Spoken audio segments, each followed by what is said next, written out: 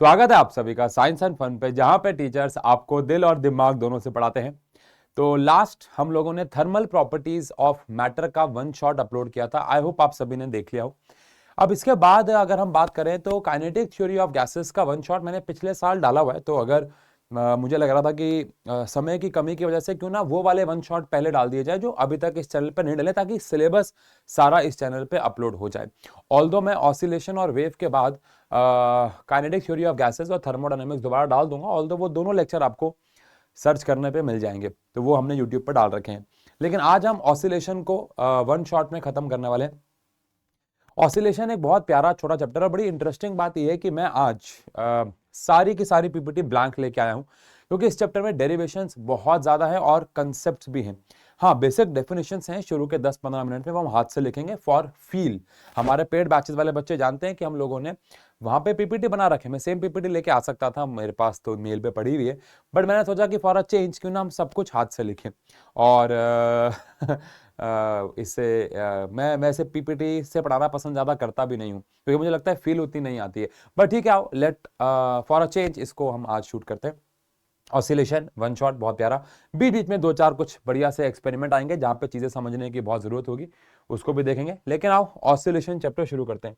Oscillation क्या होता है उससे पहले आपको एक वर्ड जानना होगा, और वो जानना होगा पीरियोडिक मोशन। अब पीरियोडिक मोशन क्या होता है? आप सभी बच्चों ने पीरियोडिक मोशन वर्ड पहले तो सुना हुआ है। पीरियोडिक मोशन क्या होता है भाई, इसको आओ जरा समझते हैं। तो अगर कोई भी मोशन अपने आप को एक सर्टेन पीरियड के बाद रिपीट करता है ना भाई, तो any motion in which particle repeats the motion in regular, ये बड़ा इंपॉर्टेंट है, in regular interval of time. In regular interval of time यानी कि एक ऐसा टाइप ऑफ मोशन जिसमें पार्टिकल अपने ही मोशन को रिपीट कर रहा है, लेकिन शर्त एक बहुत बड़ी है कि जो रिपीटिशन है वो रेगुलर इंटरवल ऑफ टाइम में होनी चाहिए। एग्जाम्पल के तौर पे इसका बेस्ट एग्जाम्पल मैं आपको अगर दूं तो प्लैनेट्स का motion, motion of planet around sun. तो प्लैनेट्स में अगर मैं अर्थ की बात कर लूं तो आप सब जानते हैं कि 365, ठीक है 365.4, बट 365 डेज में अर्थ अपना एक चक्कर पूरा काट लेती है, और हर साल वो सेम टाइम में चक्कर काट रही है। या फिर अगर मैं आपको बोलूं hands of clock, hands of clock. अब घड़ी की जो सुइयां होती है, जैसे मिनट वाली सुई है, वो ऑब्वियस बात है एक पूरा का पूरा चक्कर 60 मिनट में काटती है। आर वाली सुई 12 घंटे में एक पूरा चक्कर काटती है। सेकंड वाली सुई 60 सेकंड यानी 1 मिनट में अपना पूरा चक्कर काट लेती है। या फिर एक पंखा फुल स्पीड पे चल रहा है या एक सर्टेन स्पीड पे चल रहा है, तो ये सारे मोशन पीरियोडिक मोशन है। लेकिन पीरियोडिक मोशन का ही एक और टाइप कह लो, या उसी में एक स्पेशल केस कह लो, जिसको हम बोलते हैं ऑसिलेशन। और ऑसिलेशन ही हमारे चैप्टर का नाम भी है। बट हम लोगों को ऐसा वैसा ऑसिलेशन नहीं पढ़ना है। मैं भी आपको इधर पढ़ाऊंगा कि हम लोगों को सिंपल हार्मोनिक मोशंस यानी कि एसएचएम पढ़ने हैं। जिसके भी स्कूल में चैप्टर हो गया होगा उसको पता है एसएचएम इस चैप्टर की जान है, आन है, बान है, शान है, और हम सारी डेरिवेशन करने वाले हैं। आप हमारे वन शॉट जानते हैं। तो ऑसिलेशन क्या होता है? क्या ये एक प्रकार का पीरियोडिक मोशन आप कह सकते हो? अ टाइप ऑफ पीरियोडिक मोशन। ये एक प्रकार का पीरियोडिक मोशन ही है। अ type of periodic motion in which particle moves back and fourth, यानी आगे पीछे मूव करता है about a mean position. Mean position आप सबको शायद पता हो बचपन से, एक ऐसी पोजीशन जहां से उसने आप कह लो एक प्रकार से चाहे शुरू किया है, या शुरू किया है सही वर्ड नहीं है, एक ऐसी पोजीशन जिसपे वो बार बार आएगा और उसके आगे पीछे वो ऑसिलेट करने वाला है। इसका सबसे अच्छा एग्जांपल हमारे पास पेंडुलम है। एक सिंपल पेंडुलम इसके एग्जांपल में आ सकता है। क्या इसके एग्जांपल में घड़ी की सुइयां आ सकती हैं? नहीं आ सकती हैं। देखो, पेंडुलम को ऑसिलेट करना विद सेम एम्पलीट्यूड, अगर आपको एम्पलीट्यूड पता हो तो अभी हम बात करेंगे वैसे, तो पेंडुलम को ऑसिलेट करना विद सेम एम्पलीट्यूड, यहां पे ये एक पीरियोडिक मोशन तो है, बिकॉज अगर वो 1 सेकंड में ऐसे आ रहा है तो 1 सेकंड में ऐसे आएगा, फिर 1 सेकंड में ऐसे आएगा, तो पीरियोडिक मोशन तो है ही। लेकिन वो ऑसिलेटरी भी है, यानी ऑसिलेशन भी है। अगर मैं दौड़ रहा हूं तो मेरे हाथों का मोशन आप देख सकते हो पीरियोडिक भी है, क्योंकि वो सेम टाइम पे वापस आ रहे हैं, लेकिन वो एक मीन पोजीशन के आसपास भी घूम रहे हैं, तो वो ऑसिलेशन भी हो जाता है। लेकिन प्लैनेट्स का मोशन ऑसिलेटरी नहीं है, प्लैनेट्स पीरियोडिक तो है। हाँ, अगर कोई प्लैनेट ऐसे फिर ऐसे घूम रहा होता तो एक लेवल पे हम कह देते कि हाँ यार ये एक ऑसिलेशन भी है, बट वो एक सिर्फ पीरियोडिक मोशन है। घड़ी की सुइयां सिर्फ पीरियोडिक मोशन है, वो ऑसिलेशन नहीं है, ठीक है ना। तो पेंडुलम होना, हमें इस चैप्टर में एक और चीज पढ़नी है, spring mass system. Spring mass system, तो स्प्रिंग मास सिस्टम में क्या होगा, हम एक स्प्रिंग के साथ एक मास को, हम एक स्प्रिंग छत से बांध देंगे, अभी हम एक्सपेरिमेंट भी देखेंगे ऑफलाइन वाला ही, और एक मास को बांध के छोड़ देंगे, तो वो स्प्रिंग ऊपर नीचे ऐसे करके ऑसिलेट करेगा, उसकी एक मीन पोजीशन होगी, तो वो भी कौन हो गया, एक ऑसिलेशन हो गया, ठीक है। लेकिन हमें जिसके बारे में बात करनी है, जहां से हमारा मेन चैप्टर शुरू होता है, और ये आता है सिंपल हार्मोनिक मोशन। एक्चुअली जो हार्मोनिक मोशंस होते हैं या जो ऑसिलेशन होते हैं वो दो प्रकार के होते हैं, आपको आगे जाके कॉम्प्लेक्स हार्मोनिक मोशंस भी पढ़ने हैं, बट हमारे लिए अभी बहुत सिंपल है, क्योंकि इसका नाम भी सिंपल है, सिंपल हार्मोनिक मोशन। यानी अब हम लोग इस पूरे चैप्टर में सिर्फ एक ही टाइप के मोशन के बारे में बात करने वाले हैं, which is simple harmonic motion, ठीक है। अब सिंपल हार्मोनिक मोशन क्या है, अ टाइप ऑफ ऑसिलेशन। पहली बात तो ये एक ऐसे टाइप का ऑसिलेशन है, यानी ये एक ऑसिलेशन है, यानी दुनिया के सारे सिंपल हार्मोनिक मोशन ऑसिलेटरी ही हैं। तो a type of oscillation in which, a type of oscillation in which, एक ऐसे प्रकार का ऑसिलेशन जिसके अंदर क्या हो रहा होगा, इन विच, पहला पॉइंट है कि एक्सेलरेशन ऑफ पार्टिकल, ये समझना पड़ेगा भैया, यहां तो बचपन से पढ़ते आ रहे हैं, यहां से समझने वाली पढ़ाई शुरू होगी। Acceleration of particle is directly proportional to displacement of particle from mean position, from mean position, समझा रहा हूं इसका मतलब मैं। और सेकेंड प्रॉपर्टी जो फॉलो करनी होगी वो होगी कि एक्सेलरेशन फॉलो करनी होगी वो होगी कि acceleration is always directed opposite to displacement. Acceleration जो है वो हमेशा डिस्प्लेसमेंट के ऑपोजिट डायरेक्शन में होना चाहिए। अब इसको समझने के लिए, इन दोनों पॉइंट्स को समझने के लिए इमेजिन करो कि आपके पास एक पेंडुलम है, और वो पेंडुलम जो है ये उसकी मीन पोजीशन है। अब मैं अगर उसको यहां से ऑसिलेट करता हूं तो वो एक सर्टेन एक्सेलरेशन से आएगा, अगर मैं उसको यहां से ऑसिलेट करता हूं तो उसका एक्सेलरेशन और ज्यादा होगा, और अगर मैं उसको यहां से ऑसिलेट करता हूं तो और ज्यादा एक्सेलरेशन से आएगा। टाइम पीरियड क्या होगा क्या नहीं होगा हम पढ़ेंगे, लेकिन एक्सेलरेशन ज्यादा होगा अगर आप उसको मीन पोजीशन से ज्यादा, जैसे आप कभी ऐसे झूलों पे झूले हो तो वहां पे आपको फील हुआ होगा कि जब हम बहुत ऊपर जाते हैं तो जब नीचे आ रहे होते हैं तो एक्सेलरेशन काफी ज्यादा हाई होता है हमारा, तो एक्सेलरेशन जो है वो ज्यादा होगा। अगर आप इसको ऐसे समझो कि एक स्प्रिंग, मान लो आपके पास एक रबर बैंड है, आप उसे हल्का सा खींचते हो वापस आता है, आप उसे और खींचोगे इलास्टिक लिमिट में रहेगा, जितना ज्यादा खींचोगे उतनी ज्यादा ताकत से वापस आएगा, आएगा ना। तो ये बात तो सही है कि जितना ज्यादा एक्सेलरेशन होगा उतना ज्यादा डिस्प्लेसमेंट होगा। सेकेंड, एक्सेलरेशन हमेशा डिस्प्लेसमेंट के ऑपोजिट डायरेक्शन में होगा। अब इसका क्या मतलब है, आओ जरा समझे। अगर आप ऐसे खींचते हो स्प्रिंग को तो वो इधर जाना चाहेगा। मान लो मेरे पास एक डायग्राम बना के समझते हैं इसको, मान लो मेरे पास एक स्प्रिंग है और ये उसका मास यहां पे लगा हुआ है, मान लो, आप ऐसे भी मान सकते हो ऐसे भी मान सकते हो, है ना, यहाँ पे ये रिजिड बॉडी। अब ये उसकी मीन पोजीशन है, अगर मैं स्प्रिंग को खींचता हूं तो ये जो ऑब्जेक्ट है वो यहां जाना चाहेगा ना, इसका एक्सेलरेशन इधर होगा, ऑल्दो डिस्प्लेसमेंट मैंने इधर कराया।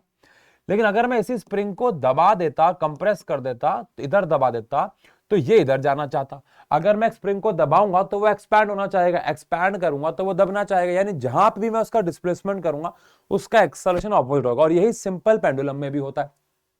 एक पेंडुलम को अगर मैं इधर डिस्प्लेस करूंगा तो वो इधर आना चाहेगा, उसका एक्सेलरेशन इधर होगा, और इधर डिस्प्लेस करूंगा तो वो इधर आना चाहेगा, बिकॉज उसका एक्सेलरेशन इधर होगा।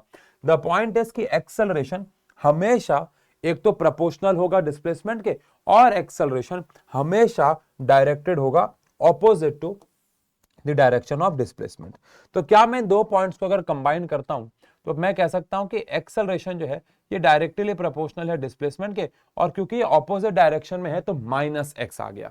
तो एक्सेलरेशन इज प्रोपोर्शनल टू क्या आ गया, minus x. Acceleration is proportional to क्या आ गया, माइनस एक्स। दोबारा बोल रहा हूं, एक्सेलरेशन इज प्रोपोर्शनल टू क्या आ गया, माइनस एक्स आ गया। समझ गए भाई? तो ये हमारे पास एक्सेलरेशन या एसएचएम यानी सिंपल हार्मोनिक मोशन की कंडीशन हो गई। तो किसी में भी अगर वो कोई भी मोशन जो ऑसिलेटरी है यानी ऑसिलेशन है, अगर वो ये कंडीशन फॉलो कर रहा है तो वो सिंपल हार्मोनिक मोशन भी होगा। सर इसके एग्जांपल, तो जो हमने एग्जांपल आपको ऑसिलेशन के दिए हैं वो सिंपल हार्मोनिक मोशन के भी एग्जांपल है। मैंने जान के वो दो एग्जांपल है जो हमें इस चैप्टर के अंदर पढ़ने हैं। तो एग्जाम्पल में अगेन इसका आ जाता है सिंपल पेंडुलम। पेंडुलम बेटा दो प्रकार के होते हैं, सिंपल और कंपाउंड या कॉम्प्लेक्स में पढ़ाऊंगा अभी आपको, लेकिन हमें पढ़ना कौन सा है सिलेबस के अकॉर्डिंग, सिंपल पेंडुलम। जो भी पेंडुलम, जब मैं पेंडुलम बोलता हूं आपके दिमाग में जो भी आ रहा है वो एक्चुअली में सिंपल पेंडुलम ही है, ठीक है ना। और एक होता है हमारे पास जो हमें पढ़ना है इस चैप्टर में, वो है स्प्रिंग मास सिस्टम। वो हमारे पास कौन है, स्प्रिंग मास सिस्टम, ठीक है। चलो आओ, अब हम लोग किसी भी सिंपल हार्मोनिक मोशन को पढ़ने के लिए एक इक्वेशन को बनाएंगे, और उस इक्वेशन को हम लोग ये प्रूव भी करेंगे कि जो हमने इक्वेशन बनाई है, वेव फंक्शन बनाया है, वो एक्चुअली एसएचएम की कंडीशंस को फॉलो कर रहा है। मैंने क्या बोला शायद आपको समझ में ना आया हो, लेकिन सबसे पहले जब भी एक पार्टिकल एक सिंपल हार्मोनिक मोशन में होगा तो उसको हम कैसे इमेजिन करेंगे, ठीक है ना। देखो ये हमारे पास एक एक्स एक्सिस और वाई एक्सिस का लेट से प्लेन हो गया। अब हमारे पास ना एक वेव चलने वाली है। वेव, देखो वेव वर्ड एक्चुअली में, वेव तो अगला चैप्टर है हमारा। वेव का मतलब होता है डिस्टर्बेंस जो एनर्जी को एक पॉइंट से दूसरे पॉइंट पे ले जाता है। तो यहां पे हम लोग डिस्प्लेसमेंट को रिप्रेजेंट करने वाले हैं पार्टिकल के विद रिस्पेक्ट टू टाइम, ठीक है। तो अगर मैं ऐसे बोलूं कि एक पार्टिकल जो सिंपल हार्मोनिक मोशन या ऑसिलेशन कर रहा होगा, ठीक है, वो पार्टिकल का डिस्प्लेसमेंट पहले बढ़ेगा, फिर जीरो होगा, फिर बढ़ेगा ऑपोजिट डायरेक्शन में, फिर जीरो होगा, फिर बढ़ेगा ऑपोजिट डायरेक्शन में, फिर जीरो होगा, फिर बढ़ेगा, बिकॉज ऑसिलेशन है। बार बार वो मीन पोजीशन पे आएगा, फिर एक डायरेक्शन में जाएगा, फिर मीन पोजीशन पे आएगा, फिर अलग डायरेक्शन में जाएगा, यानी ये तो होता रहेगा। अगर ऐसा होता है तो क्या हम ऐसा कहते हैं कि जो ग्राफ है वो कुछ ऐसा बनेगा। क्यों ऐसा क्यों बनेगा ग्राफ, क्योंकि ये ग्राफ रिप्रेजेंट कर रहा है कि ये हमारी कौन सी पोजीशन हो गई, मेन पोजीशन हो गई, ये हमारी हो गई मेन पोजीशन। और पार्टिकल जो है मेन पोजीशन से पॉजिटिव डिस्प्लेसमेंट भी है, नेगेटिव डिस्प्लेसमेंट पे भी है, पॉजिटिव पे भी है, और जीरो भी हो रहा है। यानी ये इसकी मेन पोजीशन है, तो मेन पोजीशन से ऊपर भी जा रहा है, नीचे भी जा रहा है, ऊपर भी जा रहा है, नीचे भी जा रहा है। तो ये एक एक्चुअली में रिप्रेजेंटेशन है ऑसिलेशन की। लेकिन क्या ये ऑसिलेशन के साथ साथ सिंपल हार्मोनिक मोशन की भी रिप्रेजेंटेशन है? आओ वो भी समझते हैं। एम्पलीट्यूड वर्ड समझते हो आप लोग क्या होता है? हमने स्ट्रक्चर ऑफ एटम में पढ़ लिया होगा, आप लोगों ने पढ़ लिया होगा। एम्पलीट्यूड का, या 9th से पढ़ते आ रहे हैं, एम्पलीट्यूड का मतलब होता है ये जो मेन पोजीशन है इससे कितना डिस्प्लेसमेंट आप सबसे ज्यादा मैक्सिमम करते हो। क्या इस ग्राफ को देख के आपको साइन की याद आ रही है, साइन फंक्शन की? क्योंकि मैथ्स अगर आपके पास है तो आपको इसको देखते ही साइन याद आना चाहिए। अगर आपके पास मैथ्स नहीं है तो मैं आपको बता दूं, अगर ये एंगल के रिस्पेक्ट से बात करें तो ये जीरो है, तो साइन जीरो पे जीरो होता है, साइन पाई बाय 2 पे मैक्सिमम होता है, फिर साइन पाई पे जीरो हो जाता है, साइन 3 पाई बाय 2 पे -1 हो जाता है, साइन 2 पाई पे वापस से जीरो हो जाता है। तो ये साइन का ग्राफ फॉलो हो रहा है। तो अगर मैं यहां पे डिस्प्लेसमेंट दिखा रहा हूं इन वाई, अगर मैं यहां पे डिस्प्लेसमेंट दिखा रहा हूं इन वाई एक्सिस, अगेन ये एक्स एक्सेस भी हो सकती है, आप किसी के भी रिस्पेक्ट में बात कर लो, उससे कोई पंगा नहीं है। आपको डिस्प्लेसमेंट को एक्स से रिप्रेजेंट करने की आदत है तो यहाँ पे एक्स एक्सेस ले लो, उससे कोई टेंशन वाली बात नहीं। तो क्या यहाँ पे जो एक्स है, अब सुनना, अगर ये साइन को फॉलो कर रहा है तो इसके ग्राफ में, इसके फंक्शन में जो डिस्प्लेसमेंट है वो साइन थीटा का फंक्शन होगा। लेकिन साइन की मैक्सिमम वैल्यू क्या होती है, 1। बट ये जो एम्पलीट्यूड है, इसका जो एम्पलीट्यूड है वो तो ए है, ए। तो क्या ऐसा कह दूं कि अगर मैं ये एम्पलीट्यूड 2 लेता हूं, 2, तो ये ग्राफ किसका हो जाएगा, 2 साइन थीटा का। रिलेट कर रहे हो, साइन थीटा की वैल्यू क्या होती है, 1 होती है मैक्सिमम, या फिर -1 होती है इन ऑपोजिट डायरेक्शन। तो अगर इस ग्राफ में ये एम्पलीट्यूड 2 है तो यहां पे आ जाएगा 2 साइन थीटा। क्यों? क्योंकि साइन की मैक्सिमम वैल्यू हो गई 1, 1 × 2 में 2, तो ये 2 साइन थीटा का ग्राफ हो गया। अगर ये ग्राफ और ऊपर है मान लो और यहाँ पे 3 आ गया तो यहाँ पे आ जाएगा 3 साइन थीटा, ये आ जाएगा 4 साइन थीटा। तो एम्पलीट्यूड तो इसका मतलब है कुछ भी हो सकता है, ये तो जरूरी नहीं है कि मैं यहाँ पे 1 2 3 लिखूं, कुछ भी हो सकता है। तो क्या मैं इसको a साइन थीटा लिख दूं, क्या मैं उसको a साइन थीटा लिख दूं? तो x इज इक्वल टू क्या आ गया, a साइन थीटा। क्यों? क्योंकि a क्या है, एम्पलीट्यूड है। अगर साइन की वैल्यू मैक्सिमम होगी 1 तो एम्पलीट्यूड a हो जाएगा, वो चाहे a की वैल्यू कुछ भी हो, 1 ही क्यों ना हो, 0.5 क्यों ना हो, 10 मीटर क्यों ना हो, 10 सेंटीमीटर क्यों ना हो, कुछ भी हो सकती है। ठीक है। ऑल्सो हम लोग ये पढ़ चुके हैं कि ओमेगा होता है थीटा बाय टाइम, तो यहां से थीटा का फॉर्मूला मेरे पास आ जाएगा ओमेगा टी। तो अगर मैं इस वैल्यू को यहां पे पुट करता हूं तो मेरे पास x इज इक्वल टू आ जाएगा a साइन ओमेगा टी, क्योंकि मैंने थीटा की जगह क्या रख दिया, ओमेगा टी। अब ये जो ग्राफ है इसमें जो थीटा है ये तो फेस को रिप्रेजेंट कर रहा है, एंगल को। बट अगर मैंने शुरुआत 0 से ना की होती, यहां तो मैंने बोला है कि मैंने ओरिजिन से स्टार्ट किया है, अगर मैंने ओरिजिन से स्टार्ट ना किया होता, पहले से ही एक सर्टेन फेज से स्टार्ट किया होता, लेट्स से फाई क्या होता है, इनिशियल फेज। तो अगर मैं ऐसा बोल रहा हूं कि मैंने 0 से स्टार्ट किया है तो भैया ओरिजिन से ग्राफ आगे बढ़ा और चला गया। लेकिन अगर मैंने शुरुआत ही एक सर्टेन फेज से मान के चल रहा हूं करी है, या मैंने ऑब्जर्व करना है उसको फाई आगे से शुरू किया जिसको इनिशियल फेज कहते हैं, तो यहां पे आ जाएगा a sine omega t plus five. आप ये मत भूलना कि ये जो थीटा है ये थीटा की जगह ही आपने क्या रखा है, ओमेगा टी। अब ओमेगा टी में अगर टी की वैल्यू 0 पुट कर दोगे तो इसका मतलब है साइन 0 0 हो जाएगा, यानी आप ओरिजिन से स्टार्ट कर रहे हो। बट जरूरी थोड़ी ना है कि आप ओरिजिन से स्टार्ट करो, ये तो रेफरेंस है। तो ये फाई से स्टार्ट किया मैंने, और ये फाई को बोलते हैं इनिशियल फेज। जैसे इनिशियल वेलोसिटी नहीं होती, इनिशियल वेलोसिटी 0 भी हो सकती है, इनिशियल वेलोसिटी नॉन 0 भी हो सकती है, ऐसे ही एंगल इनिशियल 0 भी हो सकता है, नहीं भी हो सकता। तो इनिशियल फेज, इनिशियल एंगल जो भी होगा वो हमें ऐड करना होगा, वो भी हम क्वेश्चन करेंगे और समझ जाओगे। तो फाइनली हमारे पास जो ये एक्स आ रहा है, फाइनली हमारे पास ये जो x आ रहा है ये हमारे लिए क्या है, डिस्प्लेसमेंट फंक्शन। यानी हम इस पूरे चैप्टर में डिस्प्लेसमेंट को ऐसे रिप्रेजेंट करेंगे। अब हो सकता है इस कैमरे में बैठा हुआ बच्चा, घर में बैठा हुआ बच्चा एक बात सोच रहा हो कि सर आपने यहां पे साइन लिया, आपने यहां पे कॉस क्यों नहीं लिया? तो मैंने जो ग्राफ बनाया है उस हिसाब से मैं यहां से स्टार्ट कर रहा हूं, तो साइन का ग्राफ है। लेकिन मैं एसएचएम के लिए या ऑसिलेशन के लिए ग्राफ ऐसा भी तो बना सकता हूं, क्योंकि शुरुआत में मीन पोजीशन से करूं या एक्सट्रीम से, उससे क्या फर्क पड़ता है। मैंने मीन पोजीशन से पेंडुलम को फोर्स दी, अब वो ऐसे ऑसिलेट कर रहा है, या मैं उसको एक्सट्रीम पे लेके गया और छोड़ा, तब भी तो वो ऑसिलेट करेगा। तो इसीलिए ग्राफ यहां से भी शुरू कर सकते हो, और अगर ग्राफ यहां से भी शुरू कर सकते हो तो आपको यह ध्यान रखना होगा, ये ध्यान रखना होगा कि डिस्प्लेसमेंट के लिए मैं a sine omega t plus five की बजाय a cos omega t plus five भी यूज कर सकता हूं। लेकिन हमारी एनसीईआरटी की पुस्तिका ने सारी की सारी चीज, हमारी एनसीईआरटी की पुस्तिका ने सारी की सारी डेरिवेशंस चीजें साइन से करी है, ना कि कॉस से। तो हम भी किससे करेंगे, हमारा भी फर्ज किससे बनता है, साइन से करना। लेकिन एक होशियार बच्चा ना हमेशा से घर जाके, मैंने ऑफलाइन में भी देखा है, पेड बैच में भी देखा है, मुझे पता है यहां भी बच्चे करेंगे, जब भी ये सेम चीज मैं कोई भी डेरिवेशन आज यहां पे आपको कराने वाला हूं, होशियार बच्चा उस सेम डेरिवेशन को साइन की बजाय किससे भी करेगा, कॉस से भी करेगा। और मुझे पूरा यकीन है कि वो करेगा और करने के बाद ये चेक करेगा, अरे आंसर तो सेम आ रहा है, चाहे साइन से कर लो चाहे कॉस से कर लो, मतलब फाइनल रिजल्ट हमें सेम मिलेगा। तो ये हमारे पास डिस्प्लेसमेंट है। अब सारी की सारी पढ़ाई इस पर डिपेंड करती है, तो बहुत ध्यान से सुनना है, ठीक है जी। तो ये हमारे पास डिस्प्लेसमेंट आ गया है। क्या क्या है इसमें, ए हमारे पास है एम्पलीट्यूड, ओमेगा याद करो एंगुलर वेलोसिटी, टी यहां पे टाइम है, और फाई यहां पे इनिशियल फेज है। अगर आपने ओरिजिन से स्टार्ट किया तो फिर बोल रहा हूं फाई यहां पे 0 हो जाएगा, यानी कि 0 हो जाएगा। डन है।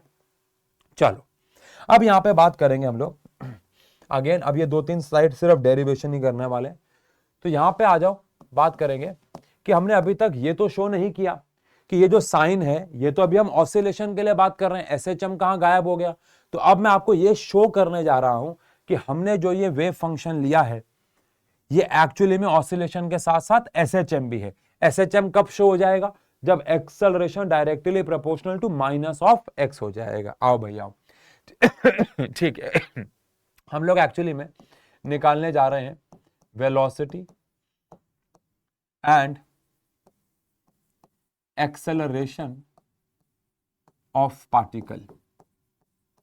और इसी के साथ साथ हम ये भी प्रूफ कर देंगे कि ये जो साइन का फंक्शन है वो एसएचएम है, ऑसिलेशन के साथ साथ सिंपल हार्मोनिक है। और आप प्लीज ये सारा का सारा काम कॉस से भी करके देखिएगा। चलो भैया दिल थाम लो, सीधे हो जाओ, बहुत इंपॉर्टेंट काम होने जा रहा है। एक्स हमारे पास आ चुका है A sine omega t plus five. अब अगर मुझे वेलोसिटी निकालनी है तो हम लोग 20 लाख बार पढ़ चुके हैं कि वेलोसिटी होता है dx बाई dt, यानी कि डिस्प्लेसमेंट का differentiation with respect to time.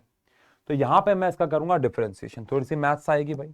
D x की जगह मैं लिख रहा हूं A sine omega t plus five, और मैं इसको डिफरेंशिएट कर रहा हूं टाइम के रिस्पेक्ट में। ए बाहर आ जाएगा, साइन का डिफरेंशिएशन होता है कॉस, और एंगल सेम रहेगा।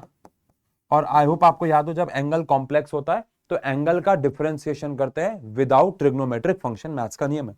यानी ये तो हमने कर दिया, अब साथ ही साथ मुझे डी इस एंगल का डिफरेंशिएशन करना होगा विद रिस्पेक्ट टू टाइम। तो यहां से मेरे पास वेलोसिटी आ जाएगी a cos omega t plus five, और इसमें फाइ तो कांस्टेंट है, फाइ तो इनिशियल फेज है, फाइ तो इनिशियल वेलोसिटी जैसा है, जैसे इनिशियल वेलोसिटी कांस्टेंट थी फेज भी कांस्टेंट है, तो हट जाएगा। तो क्या बच जाएगा d omega t by d t. अब यहां पे या सीधा ऐसा कर दो ना, स्टेप बचाओ, सीधा कर दो, इतना तो आपको मैथ्स आती होगी कि d omega t by d t, d five by d zero हो गया, और ओमेगा बाहर आ गया, d t by d t one हो गया, तो सीधा ओमेगा लिखो ना, टाइम बचाओ। अब इसको अगर मल्टीप्लाई करता हूं तो मेरे पास फाइनली वेलोसिटी आ जाती है a omega cos omega t plus five. अब अगर आपने यही चीज किससे की होती बताओ, अगर आपने यही चीज की होती शुरुआत साइन के बजाय कॉस से, तो यहां पे माइनस साइन आ जाता। तो आपको कहोगे सर आंसर तो अलग आ गया, नहीं, हमारा मेन गोल एक्सेलरेशन है, वो हमारा सेम आएगा। हमारा मेन गोल एक्सेलरेशन है, और अभी आगे जाके हमारा मेन गोल टाइम पीरियड फलाना ढिमकाना होगा निकालना, वो एट द लास्ट सेम आएगा। Kinetic energy, potential energy, total energy, वो सब सेम आएगा। वेलोसिटी तो अलग आनी है, बिकॉज साइन से शुरुआत करो तो कॉस आएगा, कॉस से शुरुआत करो तो साइन आएगा। अब हम लोग निकालने जा रहे हैं एक्सेलरेशन। अब एक्सेलरेशन होता है dv बाय dt, है ना भाई, ठीक है। अब इसका डिफरेंशिएशन दोबारा करेंगे तो D A omega cos omega t plus five by d t. अब इसमें से क्या बाहर आ गया बोलो, ए ओमेगा बाहर आ गया। अब कॉस का differentiation minus sign omega t plus five होता है, और अगेन एंगल कॉम्प्लेक्स है तो एंगल का डिफरेंशिएशन दोबारा से होगा जैसे यहां पे भी किया था, और अगेन ओमेगा बच जाएगा सेम कारणवश। अब यहां पे ओमेगा बच जाएगा तो ओमेगा ओमेगा क्या हो जाएगा, ओमेगा स्क्वायर, तो माइनस ओमेगा स्क्वायर आ जाएगा, ठीक है। और अंदर क्या बच गया देखो, a sine omega t plus five. अब ध्यान देने वाली बात यह है, क्या इसे पहचानते हो, अरे इसे पहचानते हो, a sine omega t plus five तो एक्स है हमारा, a sine omega t plus five तो हमारे लिए एक्स है। और अगर ऐसा है तो एक्सेलरेशन हमारे पास आ गया माइनस ओमेगा स्क्वायर एक्स, क्योंकि मैंने इसको एक्स रख दिया। अब ओमेगा तो कांस्टेंट होता है, तो बच्चों मुबारक हो, हमने ये प्रूफ कर दिया कि एक्सेलरेशन माइनस एक्स के डायरेक्टली प्रोपोर्शनल है। बधाई हो, हमने प्रूफ कर दिया कि एक्सेलरेशन जो है ये माइनस एक्स के डायरेक्टली प्रोपोर्शनल है। यहां पे हमने एक तीर से तीन निशाने मारे हैं। सबसे पहली चीज हमने क्या निकाला है, वेलोसिटी। दूसरी चीज हमने यहां पे क्या निकाल दिया, एक्सेलरेशन। ये हमारे पास एक्सेलरेशन का फॉर्मूला आ गया, ये हमारे पास एक्सेलरेशन का फॉर्मूला आ गया। और तीसरी चीज हमने यहां पे निकाल दिया है, ये प्रूफ कर दिया है कि ये जो फंक्शन हमने लेट किया था ये ऑसिलेशन तो है ही, लेकिन साथ ही साथ क्या भी है, सिंपल हार्मोनिक मोशन। तो अगर एग्जाम में आया कि वेलोसिटी ऑफ एसएचएम निकालो तो यहां तक करना है, अगर एग्जाम में आया एक्सेलरेशन ऑफ एसएचएम निकालो तो यहां तक करना आया, और अगर एग्जाम में आया, जो कि बहुत कम आता, तीसरे वाली बात कि प्रूफ करो कि a sine omega t plus five या जो साइन फंक्शन है वो एक एसएचएम फंक्शन है, तो आप यहां तक करोगे और बताओगे कि भैया देखो acceleration is minus of x के प्रोपोर्शनल आया, इसका मतलब एसएचएम है, बिकॉज एसएचएम की यही तो शर्त है कि जो एक्सेलरेशन होना चाहिए वो directly proportional to x and opposite direction में होना चाहिए। डन है। बहुत ही बढ़िया डेरिवेशन है, एग्जाम में बहुत आती है, बहुत सिंपल भी है। चलो अब हम इससे भी सिंपल काम करने जा रहे हैं, लेकिन इस चैप्टर की सबसे इंपॉर्टेंट डेरिवेशन करने जा रहे हैं। जल्दी से कमेंट सेक्शन पे लिखो कि सर हम प्रॉमिस करते हैं, आई प्रॉमिस लिखो, अभी अभी लिखो आई प्रॉमिस, कि जैसे ही आप ये काइनेटिक एनर्जी, पोटेंशियल एनर्जी और टोटल एनर्जी की डेरिवेशन करा दोगे तो आई प्रॉमिस सर, प्रॉमिस करो कि हम इस डेरिवेशन को खुद रिपीट करेंगे, वीडियो को पॉज करके, उसके बाद हम आगे बढ़ेंगे। प्रॉमिस करो, जल्दी लिखो आई प्रॉमिस कमेंट सेक्शन पे। टाइम 25 मिनट के आसपास का, जल्दी कर दो प्लीज, वेट कर रहा हूं। आलस मत दिखाओ, करो यार, बड़े ढीठ हो यार, बड़े गंदे हो यार, टीचर की इतनी बात तो मान लो, करो। हद हो गई यार, अभी भी नहीं कर रहे।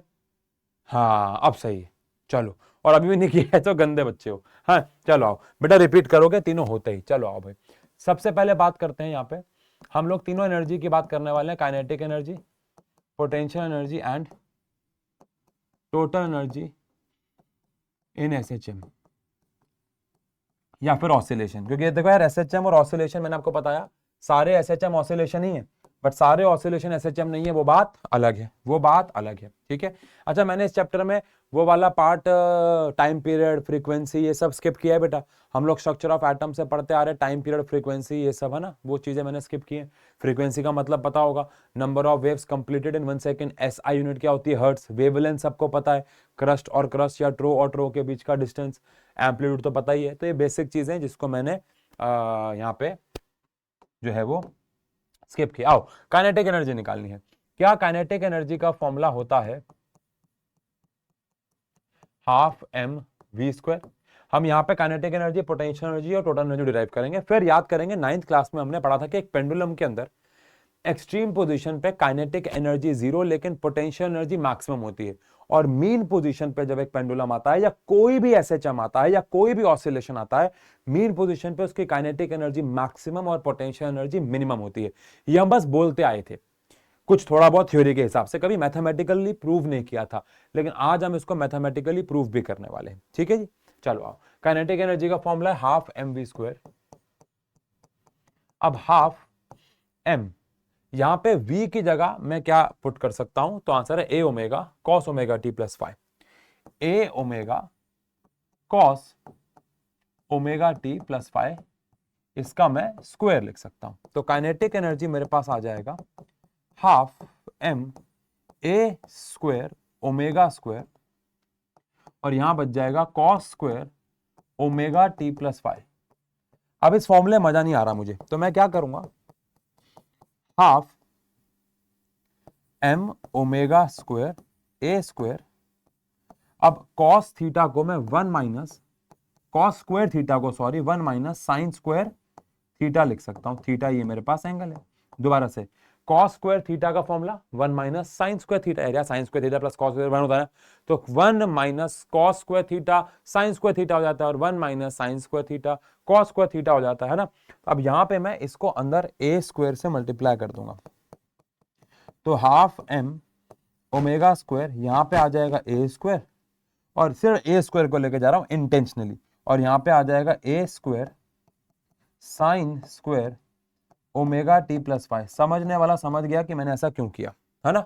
नहीं समझे तो आओ देखो, काइनेटिक एनर्जी का फॉर्मूला आ गया हाफ एम ओमेगा स्क्वायर, ये तो मेरे पास ए स्क्वायर है, क्या मैं इसको a sine omega t plus five का होल स्क्वायर लिख सकता हूं?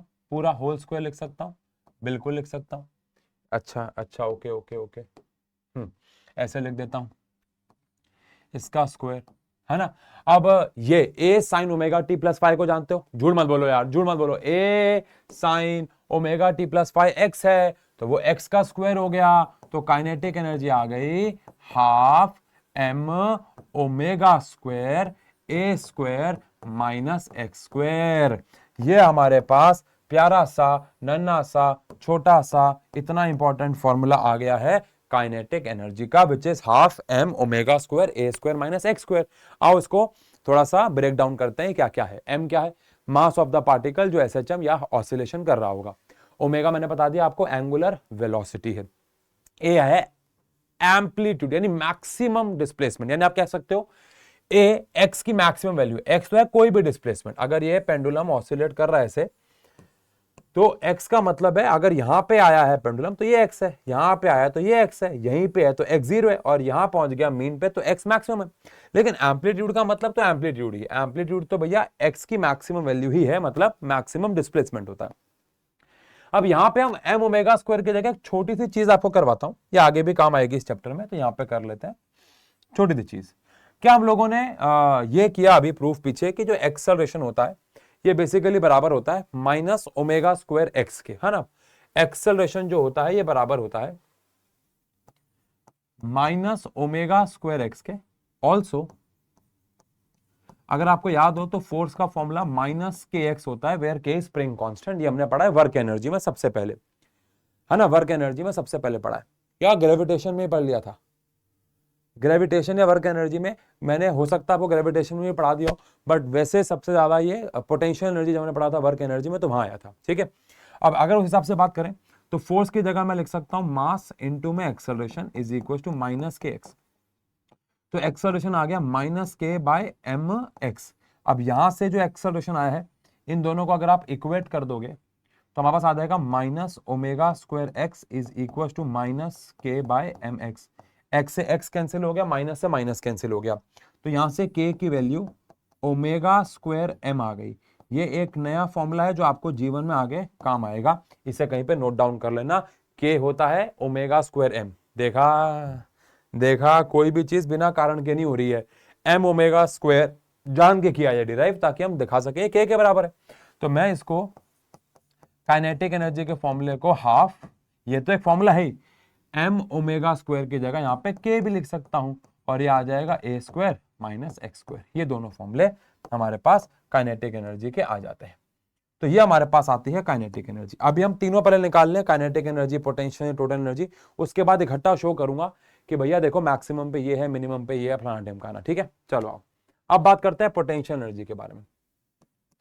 अब पोटेंशियल एनर्जी की अगर बात करें तो पोटेंशियल एनर्जी का फॉर्मूला हम लोगों ने पढ़ा हुआ है हाफ के x square. Potential energy derive करना बहुत इजी है, बिकॉज पोटेंशियल एनर्जी का फॉर्मूला पहले हम लोग डिराइव कर चुके हैं। अगेन वर्क एनर्जी में हाफ के एक्स स्क्वायर, के को आप जानते हैं, तो हमारे पास पोटेंशियल एनर्जी आती है हाफ के। क्या मैं के की जगह लिख सकता हूं, क्या लिख सकता हूं, एम ओमेगा स्क्वायर, और यहां मेरे पास कौन है, एक्स स्क्वायर है। देखो तो कुछ भी नहीं करना है पोटेंशियल एनर्जी के लिए, ये वाला फॉर्मूला कह लो आ गया, या हमारे पास सीधा ये वाला फॉर्मूला तो पहले भी था ही, तो इसमें हमारे पास कोई दोनों ही फॉर्मूले से, यानी पोटेंशियल एनर्जी में हमने देखा जाए तो कुछ डिराइव ही नहीं किया, बिकॉज हाफ के एक्स स्क्वायर हमारे पास पहले ही था। हमने के लिए हद से ज्यादा क्या लिख दिया, एम ओमेगा स्क्वायर। एक्स को अभी एक्स ही रहने दिया बिकॉज यहाँ पे एक्स है, वरना आपको पता है वैसे कि एक्स क्या है, नहीं, एक्स कौन है, एक्स है ए, यानी displacement a sine omega t plus five. तो यहां से अब हमारी बारी आती है फाइनली किसके बारे में, टोटल एनर्जी। आप सब जानते हैं total energy can neither be created nor be destroyed, तो वो तो कांस्टेंट आनी चाहिए भैया। टोटल एनर्जी जिसको हम टीई कह रहे हैं, ये होनी चाहिए kinetic energy plus potential energy. चलो अपने मन में एक सवाल पूछो, क्या पोटेंशियल एनर्जी कांस्टेंट आई है या वेरिएबल आई है, सोचो। ऑल्दो मैं भी यहाँ पे लिखूंगा, लेकिन क्या पोटेंशियल एनर्जी कांस्टेंट आई है या वेरिएबल आई है, वेरिएबल आई है, बिकॉज इसमें एक्स आ रहा है, और एक्स बार बार चेंज हो रहा है, कभी जीरो हो रहा है, कभी मैक्सिमम हो रहा है, कभी बीच की कोई वैल्यू, तो एक्स तो डिस्प्लेसमेंट है, ये तो बार बार चेंज हो रहा है। अब इधर देख के बताओ क्या काइनेटिक एनर्जी कांस्टेंट आई है या वेरिएबल आई है, बिल्कुल सही बात है, काइनेटिक एनर्जी भी वेरिएबल आई है क्योंकि इसमें एक्स आ रहा है। लेकिन हमारे टोटल एनर्जी को कांस्टेंट आना होगा, वरना गड़बड़ी हो जाएगी, क्योंकि टोटल एनर्जी कांस्टेंट रहती है, उसमें एक्स नहीं आना चाहिए। आओ बाकी चेक करते हैं। अब अगर मुझे टोटल एनर्जी निकालनी है और ये kinetic energy plus potential energy है, तो काइनेटिक एनर्जी का formula half m omega square a square minus x square है, प्लस में पोटेंशियल एनर्जी का फॉर्मूला है half m omega square x square. समझने वाला समझ गया है। तो टोटल एनर्जी यहां से आ जाएगा half m omega square a square minus half m omega square x square plus half m omega square x square. तो half m omega square x square से ये कैंसिल हो जाता है, तो यहां से कुल मिला के टोटल एनर्जी आ जाता है half m omega square a square. अब इस पूरे फॉर्मूले में खुश होने वाली बात यह है कि कोई भी ऐसी चीज नहीं आ रही है जो वेरिएबल हो, हर चीज यहाँ पे एक कांस्टेंट है। अब देखो यार, अब आपको सर एक पेंडुलम जब धीरे धीरे ऑसिलेट करता है तो रुक जाता है। अरे यार वो तो लॉस ऑफ एनर्जी है, उसके बारे में इस चैप्टर में बात करेंगे, अभी हम लॉस ऑफ एनर्जी को कंसीडर नहीं कर रहे। तो एक पेंडुलम का एम्पलीट्यूड तो कांस्टेंट रहेगा, मास कांस्टेंट है, और अगर उसका एम्पलीट्यूड कांस्टेंट है तो उसका ओमेगा, कितना एंगल वो चल रहा है पर यूनिट टाइम, वो भी सब कांस्टेंट रहेगा। तो सब कुछ कांस्टेंट है और टोटल एनर्जी भी कांस्टेंट है। डन है। अब एक छोटी सी बात, मैं यहाँ पे इसका एक ग्राफ बनाने वाला हूं। मैं इसका ग्राफ बनाऊंगा, मैं बनाऊंगा, आप में बनाना, मैं बनाऊंगा। लेकिन उससे पहले मेरी आप, और फिर मैं आपको ये भी शो करूंगा कि एक्सट्रीम पोजीशन पे कौन ज्यादा है, मीन पोजीशन पे कौन ज्यादा है, जो कि हमने 9th क्लास में ओरली पढ़ा था। अब हम मैथमेटिकली शो करने लायक हो गए। लेकिन मेरी रिक्वेस्ट आप सबसे, प्लीज, जैसा कि आपने प्रॉमिस किया था, यहाँ पे वीडियो को पॉज करो, यहाँ पे वीडियो को पॉज करो और इसको लिखो जल्दी से प्लीज। डन है भाई, कर लिया? आई होप ये फॉर्मूले याद भी हो गए और आपने इसको खुद से कर भी लिया है। अब मैं आपसे क्या बात कर रहा था कि अगर हम लोग एक ग्राफ को प्लॉट करते हैं यहाँ पे, तो ग्राफ से पहले यहाँ पे बात करते हैं, आओ, हमारे पास काइनेटिक एनर्जी का फॉर्मूला क्या आया है। तो हमारे पास काइनेटिक एनर्जी का फॉर्मूला आया है half m omega square a square minus x square. अब अगर मैं इस फॉर्मूले की मदद से यह समझूं कि एक्सट्रीम पोजीशन या मीन, एक्सट्रीम तो समझ गए ना, ये वाली पोजीशन और ये वाली पोजीशन कौन सी है, एक्सट्रीम है और ये मीन है। पेंडुलम के लिए, स्प्रिंग के लिए ये वाली पोजीशन एक्सट्रीम है और ये वाली पोजीशन एक्सट्रीम है, ये वाली मीन है ना, वो तो आप समझते हो। तो अगर मेरे पास कौन सी पोजीशन की मैं बात कर रहा हूं, एक्सट्रीम पोजीशन की अगर मैं बात कर रहा हूं, तो एक्सट्रीम पोजीशन पे जो डिस्प्लेसमेंट होता है वो एम्पलीट्यूड के बराबर हो जाता है, क्योंकि मैक्सिमम डिस्प्लेसमेंट को ही तो एम्पलीट्यूड कहते हैं। और अगर मीन पोजीशन की मैं बात करूं, तो मीन पोजीशन के लिए जो डिस्प्लेसमेंट हो जाता है वो जीरो हो जाता है, ये भी आप समझते हो। अब अगर ऐसा है तो यहां पे काइनेटिक एनर्जी में अगर मैं x की जगह a डाल देता हूं, तो मेरे पास half m omega square a square minus A square ही हो जाएगा, जो कि जीरो हो जाएगा। और हम ये बचपन से पढ़ते आ रहे हैं कि एक्सट्रीम पोजीशन पे काइनेटिक एनर्जी पेंडुलम की जीरो होती है, और आज हमने इसको प्रूव भी कर दिया। वैसे भी कॉमन सेंस से हम समझ सकते हैं, बिकॉज वेलोसिटी वहां जाके जीरो हो जाती थी। वहीं पे अगर मैं बात करूं कि अगर x जीरो हो जाता है तो फॉर्मूला आ जाता है half m omega square a square minus zero का स्क्वायर। अब जो जीरो है वो तो जीरो है, तो यहां पे हमारे पास आ जाएगा half m omega square a square आ जाएगा, यानी कि काइनेटिक एनर्जी का formula half m omega square आ जाएगा, जो कि आप समझ सकते हो कि ये मैक्सिमम है। सर ये मैक्सिमम कैसे? अरे मैक्सिमम चिल्ला चिल्ला के बोल रहा है, कैसे बोल रहा है? क्योंकि जो माइनस होने वाला फैक्टर अगर वही शून्य हो गया है तो अब आप उससे नीचे जा नहीं सकते, तो ये मैक्सिमम है। अब यहीं पे अगर मैं पोटेंशियल एनर्जी के लिए बात करूं, जो कि बहुत सिंपल है, क्योंकि पोटेंशियल एनर्जी का फॉर्मूला मेरे पास आया है half m omega square x square, सीधा सीधा फॉर्मूला आया है ये। अब सीधा सीधा अगर मैं यहां पे एक्सट्रीम पोजीशन पे जाता हूं, तो एक्सट्रीम पोजीशन पे अगेन x जो है वो a के बराबर हो जाता है। तो अगर मैं पोटेंशियल एनर्जी में x की जगह a डाल दूंगा तो पोटेंशियल एनर्जी आ जाएगी half m omega square a square, again जो कि मेरे लिए क्या है, मैक्सिमम है। तो उल्टा हो गया ना, एक्सट्रीम पोजीशन पे जहां पे काइनेटिक एनर्जी जीरो थी वहां पे पोटेंशियल एनर्जी क्या है, मैक्सिमम है। वहीं पे अगर मैं बात करूं मीन पोजीशन के बारे में, तो मीन पोजीशन पे x जो है वो जीरो हो जाता है। अब अगर x जीरो हो जाता है तो पोटेंशियल एनर्जी भी जीरो हो जाती है, क्योंकि काइनेटिक एनर्जी मैक्सिमम है। तो एनर्जी का कंजर्वेशन वाला फिनोमिना भी यहां से समझते हैं कि काइनेटिक कन्वर्ट हो रही है पोटेंशियल में और पोटेंशियल कन्वर्ट हो रही है काइनेटिक में, और टोटल एनर्जी तो हमारे लिए कांस्टेंट ही है।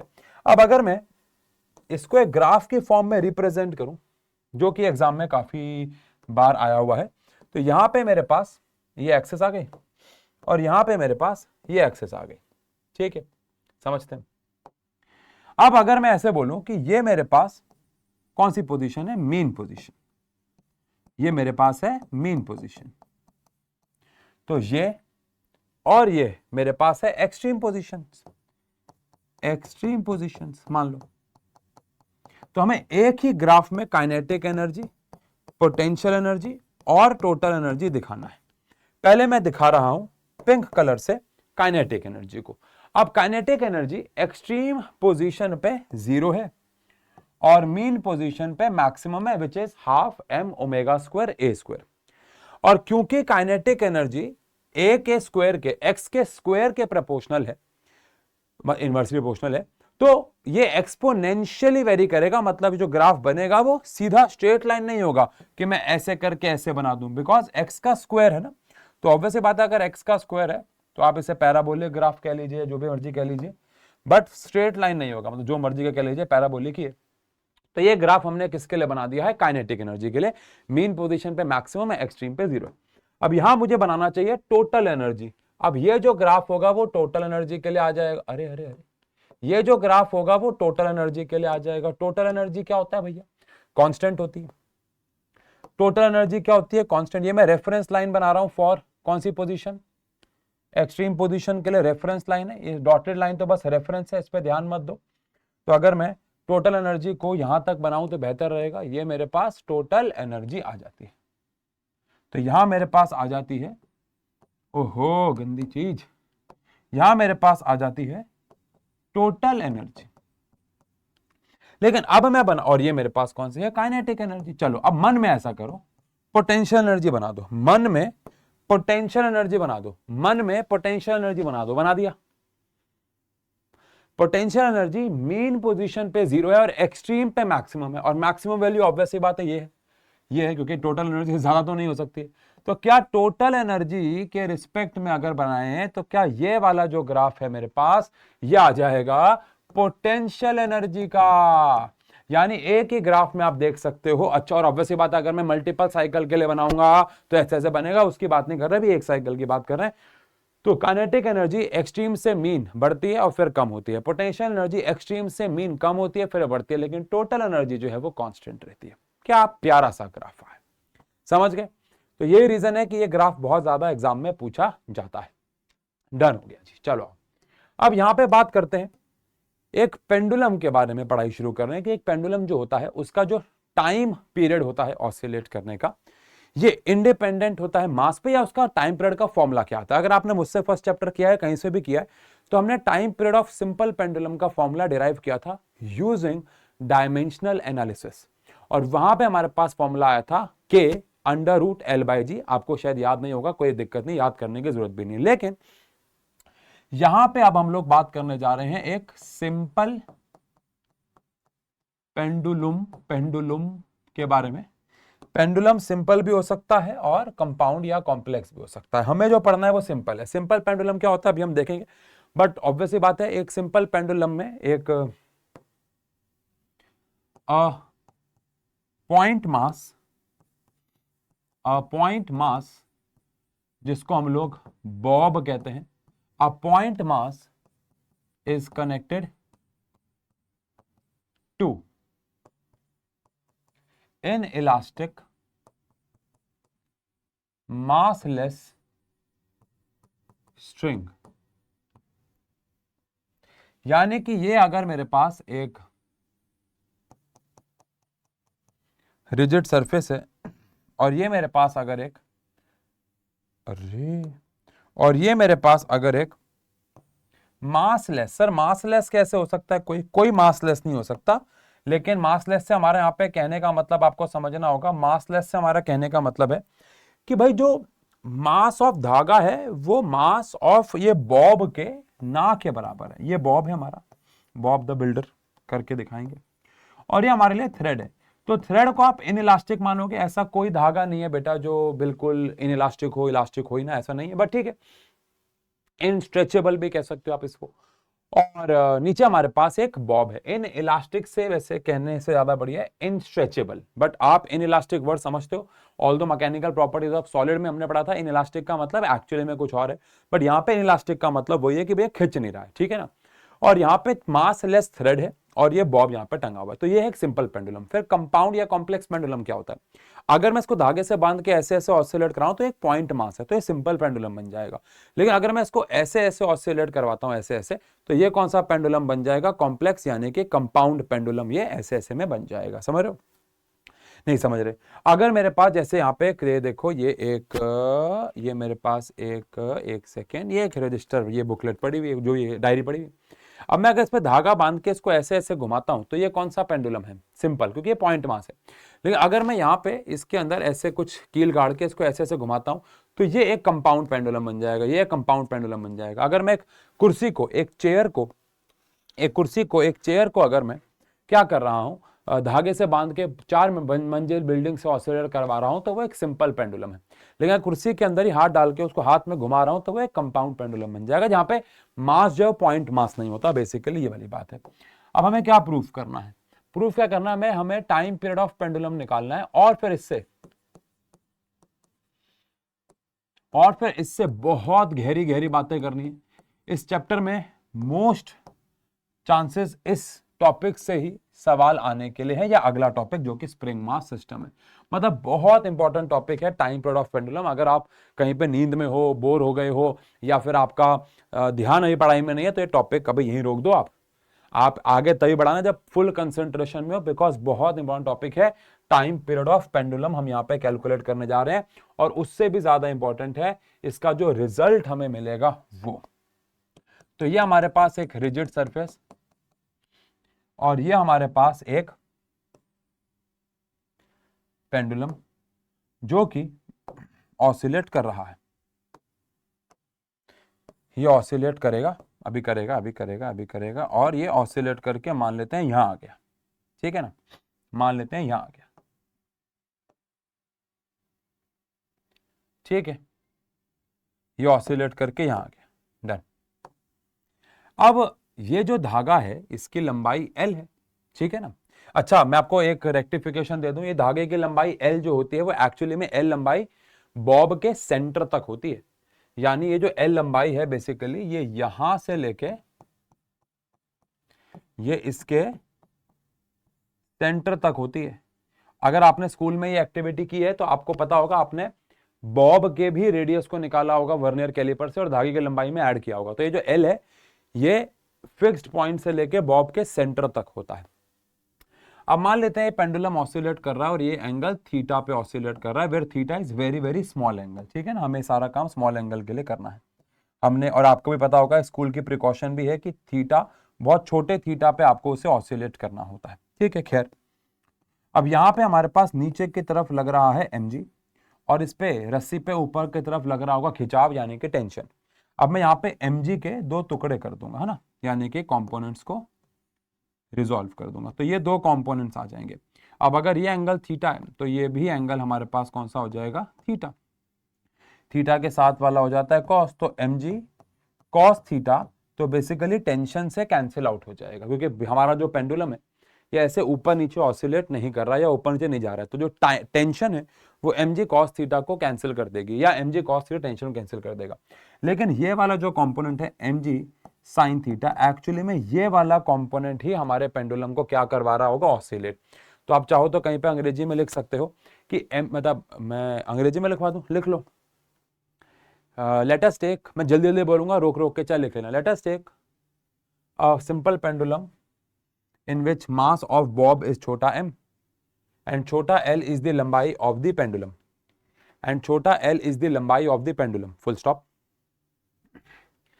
If pendulum is oscillated at angle theta which is very small, then mg cos theta will cancel out the tension and mg sin theta will oscillate the pendulum. ठीक है ना, जो कि ये मीन पोजीशन है। अब अगर ऐसा है तो इसका मतलब ये हो गया कि जो नेट फोर्स इसे ऑसिलेट करवा रही है वो हमारे लिए mg sin थीटा है।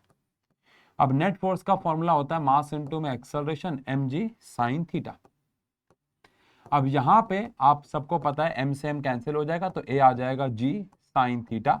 अब मैथ्स का एक नियम होता है, पता नहीं आपको पता है कि नहीं, कि जब अगर एंगल बहुत छोटा होता है तो साइन थीटा थीटा के बराबर हो जाता है। कब? When theta is very small. अगर थीटा बहुत छोटा हो, टेंड्स टू 0 हो, तो साइन थीटा की वैल्यू थीटा के बराबर ही हो जाती है। ये 2 ट्रिग्नोमेट्रिक फंक्शंस के लिए होती है, एक साइन थीटा और एक टैन थीटा। तो टैन थीटा और साइन थीटा ये दोनों फंक्शंस में अगर एंगल बहुत छोटा है तो साइन थीटा को थीटा लिख सकते हो, टैन थीटा को भी थीटा लिख सकते हो। ठीक है ना, और रिवर्स भी है। तो अगर ऐसा है तो मैं यहाँ पे a is equal to g theta लिख देता हूं। यहां तक तो मुझे लगता है कोई दिक्कत नहीं है।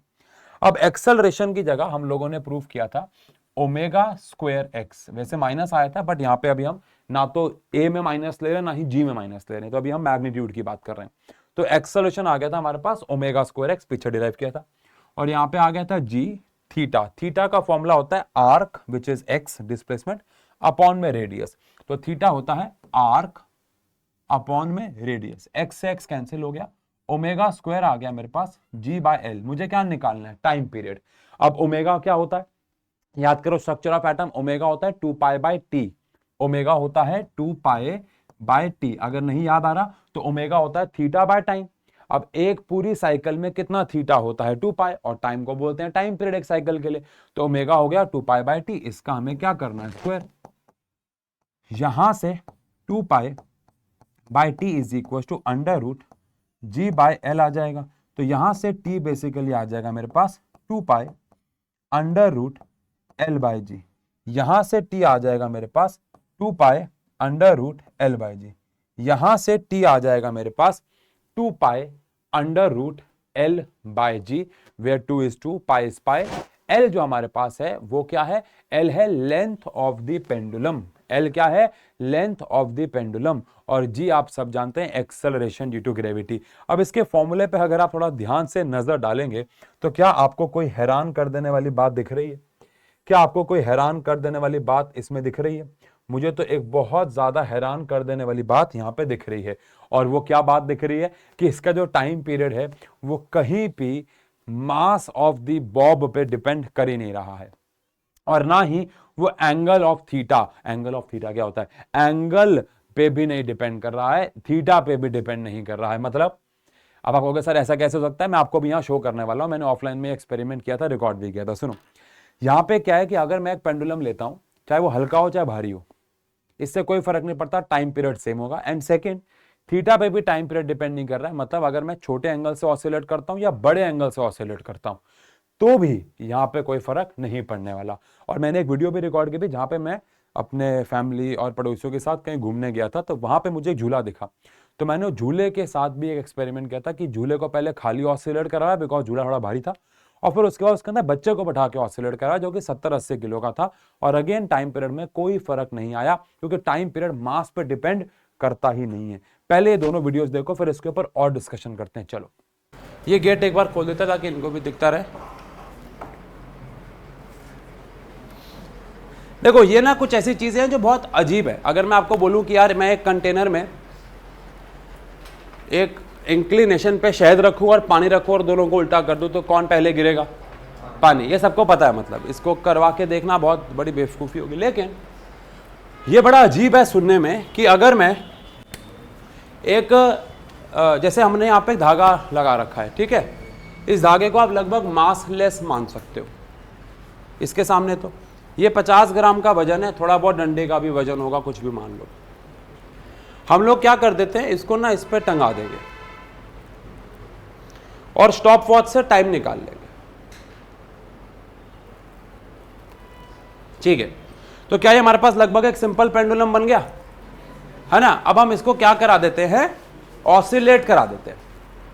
हम क्या करेंगे, हम 10 या 20 ऑसिलेशन के लिए टाइम लेंगे। आई होप आपको पता हो, अब तो आप स्कूल में इतना कर चुके हो कि आपको पता है कि 10-20 ऑसिलेशन के लिए टाइम क्यों लिया जाता है, ताकि एरर कम हो जाए, ताकि एरर कम हो जाए। तो अगर मैं देखो, हम दो अलग अलग एंगल्स के लिए, पता, अच्छा ठीक है, या भी मैं यहां रख देता हूं। हम लोग ना दो अलग अलग एंगल्स के लिए यहां पे टाइम लेंगे। ओहो, कैलकुलेटर खुल गया है। तो यहां पे हम लोग दो अलग अलग एंगल्स के लिए काम करेंगे। पहले मैं इसको इतने एंगल पे ऑसिलेट करूंगा, इधर से करता हूं। पहले मैं इसको इतने एंगल पे ऑसिलेट करूंगा, फिर ज्यादा एंगल पे ऑसिलेट करेंगे। देखते हैं कौन से वाले पे टाइम पीरियड ज्यादा आएगा। 10 ऑसिलेशन के लिए बात कर रहे हैं, मेरे साथ गिनती करना। गिनती गलत करते हैं बच्चे, यहां से छोड़ूंगा, इसको जाने दूंगा, वापस आने दूंगा, फिर जब ये यहां से वापस आके आएगा तो ये 1 होगा। 1 मुझे बोलने देना, फिर मेरे साथ 2 बोलना, ठीक है। चलो, आपके सामने स्टॉप वॉच ऑन कर दूंगा। पहले एंगल छोटा रख रहा हूं, स्टार्ट। 1 2 3 4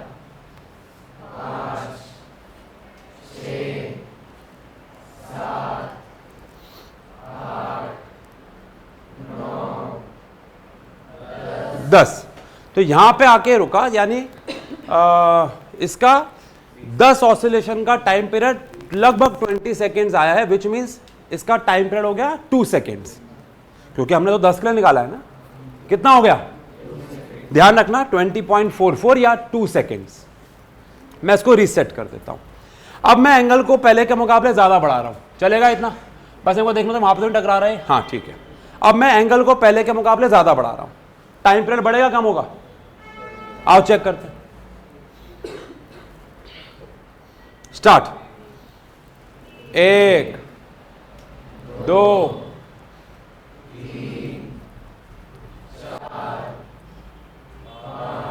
आने दो यहां, 6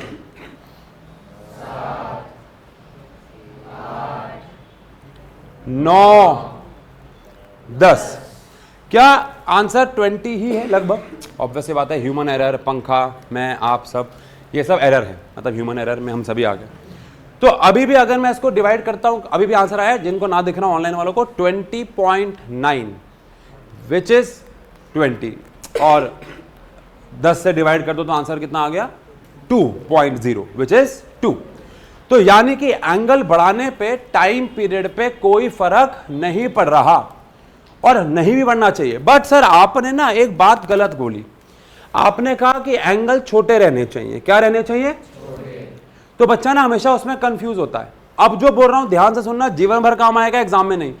ये जो टाइम पीरियड का फॉर्मूला हमने निकाला, अभी जो हमने यहां पे किया, क्या हमने यहां पे कोई फॉर्मूला लगाया? नहीं। लेकिन अगर आपको ये वाला फॉर्मूला लगाना है which is 2 pi under root L/G, तो एंगल छोटा रहना चाहिए। समझ गए क्या? आसान भाषा में कह रहा हूं, ऑसिलेशन में टाइम पीरियड इनिशियल एंगल पे डिपेंड नहीं करता। अगर मैं एंगल को बहुत छोटा रख दूं, मान लो मैं सिर्फ इतना ही रख दूं और ऑसिलेट कराऊं, स्टार्ट 1 2, तो भी क्या रहेगा? सेम रहेगा। क्यों रहेगा? क्योंकि ये एंगल पे डिपेंड नहीं, गिन रहे साथ साथ, ये एंगल पे डिपेंड करता ही नहीं है। अरे बोलो यार, इसका एंगल से कोई लेना देना 9 10, फर्स्ट वाले जितना ही आया विच इज 20.44। कहने का मतलब ये है कि ये तो क्लियर है। ये पता है ये चीजें क्यों, अब आप जैसे अगर मैं आपको बोलूं कि मैं इसको यहां से ऑसिलेट कराऊंगा तो भी टाइम पीरियड सेम रहेगा, बस हमारा ये वाला पेंडुलम यहां से अटकेगा और प्लस जितना ज्यादा दूर जाऊंगा हवा का रेजिस्टेंस उतना बढ़ेगा, तो एरर बढ़ता चला जाएगा। अगर आप हवा को हटा दो तो जितने बड़े एंगल पे काम करो टाइम पीरियड सेम रहेगा। और अगर ये एंगल पे डिपेंड करता भी है और अगर मैं एंगल को डबल कर रहा हूं तो टाइम पीरियड में कुछ बड़ा बदलाव तो आना चाहिए। 1 सेकेंड 10 ऑसिलेशन पे कोई चेंज नहीं है। चलो, लेकिन सबसे बड़ी बात यह क्या है, मास पर डिपेंड करता है। अगेन फॉर्मूले में क्या भी नहीं आ रहा, मास भी नहीं आ रहा। तो अभी हमारे पास यहां पे कितना वजन है? 50 ग्राम। कितना है? मैं इसके अंदर 50 ग्राम का वजन और डाल दे रहा हूं, तो क्या वजन डबल हो गया लगभग? अरे बोलो, आपको टाइम पीरियड 10 ऑसिलेशन का तो याद ही है, कितना था? 20 था। अब मास पे अगर डिपेंड करता है, क्योंकि ज्यादातर बच्चों ने कहा था कि मास बढ़ने पे बढ़ेगा, बट अगेन फॉर्मूले में क्या नहीं आ रहा, तो हमारी पढ़ाई तो कह रही है इसका मास से कोई लेना देना नहीं होना चाहिए। आप फिर से डबल करने के बाद 10 ऑसिलेशन के लिए काम कर लेते हैं। स्टार्ट 1 2 3 4 5 6 7 8 9 10। तो आंसर कितना आया है? 20.7 again which is equal to 2 second का टाइम पीरियड। ऑल्दो मास क्या कर दिया गया है? डबल। अगर मैं एक और लगा दूं, हमारे पास और 2 हैं बट हम एक से और कर लेते हैं, बस मास को 3 गुना कर देते हैं। क्या कर देते हैं? अच्छा, होशियार बच्चे से एक सवाल पूछूंगा, लल्लू हो गए बस की नहीं है। क्या मैं जब मास लगा रहा हूं तो लेंथ में बदलाव आ रहा होगा? कैसे? 2 रीजन से आ रहा होगा। वेरी नाइस, 2 रीजन से आ रहा होगा। पहला रीजन, जब मैं मास लगा रहा हूं तो धागा खिंच रहा होगा, इसलिए हमने बोला कि मास जो धागा होता है वो कौन सा होता है? इनइलास्टिक, बट थोड़ा बहुत इसमें इलास्टिक नेचर तो होगा ही। सेकंड, पहले क्या था देखने की कोशिश करना। पहले क्या था, ये हमारे पास ये पूरा स्ट्रक्चर था और मास नीचे था, तो उसका सेंटर ऑफ मास नीचे था, तो मास वहां तक नापा था। बोलो मरो। अब अगर मैंने एक और मास ऊपर लगा दिए तो सेंटर ऑफ मास थोड़ा सा ऊपर खिसक गया होगा। मैं और मास लगाता चला जाऊंगा तो सेंटर ऑफ मास बढ़ेगा। यानी कि मैं आपसे एक बेहतरीन सवाल पूछता हूं, मास पे तो ये डिपेंड नहीं करता। तो अगर मेरे पास एक पानी की बोतल है, यहां पे मान लो मैंने क्या लगा दी, एक वो आधी भरी हुई है और वो पूरी भरी हुई है, क्या टाइम पीरियड बदलेगा? यस। मास के बदलने की वजह से नहीं, लेंथ के बदलने की वजह से। बिकॉज जब बोतल आधी भरी होती है तो सेंटर ऑफ मास नीचे चला जाएगा और लेंथ बढ़ जाएगी। लेकिन जब पानी पूरा भरा होगा तो सेंटर ऑफ मास बीच में होगा कहीं और लेंथ कम हो जाएगी। बिकॉज हमें डिस्टेंस कहां से नापना है? सेंटर ऑफ मास से। ये तो गोलू है, स्फीयर है, तो इसका सेंटर ऑफ मास तो इसके सेंटर पे ही होगा। ठीक है जी। आओ, अगर मैं इसके टाइम पीरियड को अब कैलकुलेट करूं, बड़ा अजीब लगता है ये कि मास पे डिपेंड ही नहीं करता, बहुत अजीब है ये। स्टार्ट। 1 2, मास 3 गुना है,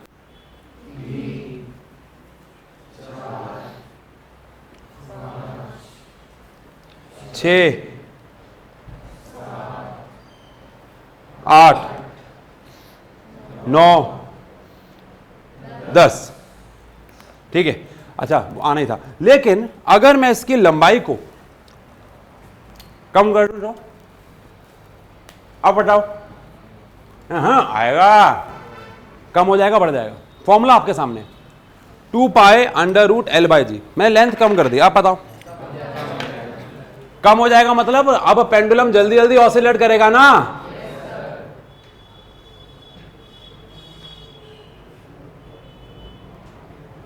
जी कम कर नहीं सकते हम, मतलब इस कमरे में रह के, तो उसके लिए कहीं बाहर जाना पड़ेगा। चलो आओ, अब 10 के लिए काम करते हैं। स्टार्ट। देख के लग रहा है आपको क्या कर रहे हो? 2 किस? अरे बेटा, ओहो। चलो आओ, पहले 1 2 मैं गिरूंगा, ठीक है। स्टार्ट। 1 2 3 4 5 6 7 8 9 10। तो अब हो गया 15 या 16 सेकंड के आसपास। कम होना चाहिए था कि नहीं होना चाहिए था? क्यों होना चाहिए था? क्योंकि क्या कम हो गई? लेंथ कम हो गई। क्या कम हो गई? अब अगर लेंथ कम हो गई तो टाइम पीरियड क्या होना चाहिए? कम। यानी पेंडुलम को क्या करना चाहिए? जल्दी ऑसिलेट। ये झूला एक पेंडुलम है। अगर इसका टाइम पीरियड मैं निकालूं बिना किसी इंसान के पहले और फिर निकालूं इसके ऊपर एक इंसान बैठा हो, तो किसका टाइम पीरियड ज्यादा आएगा? इंसान का वजन अगर 70 किलो हो। आओ एक्सपेरिमेंट करके चेक करते हैं। आओ एक बार बिना इंसान के कैलकुलेट कर लेते हैं। 10 ऑसिलेशन के लिए टाइम पीरियड कैलकुलेट करेंगे। 10, तो 10 ऑसिलेशन का टाइम पीरियड आया है 22 सेकंड के आसपास। तो अब यहाँ पे 70 किलो के इंसान को बैठा दिया गया है। टांगे ऊपर करके, टांगे ऊपर करके बैठाना बहुत जरूरी है, क्योंकि अगर टांगे नीचे रह गई तो लेंथ ऑफ द पेंडुलम बढ़ जाएगी, और लेंथ ऑफ द पेंडुलम बढ़ गई तो टाइम पीरियड इफेक्ट होगा। और यहाँ पे ये हमने स्टार्ट,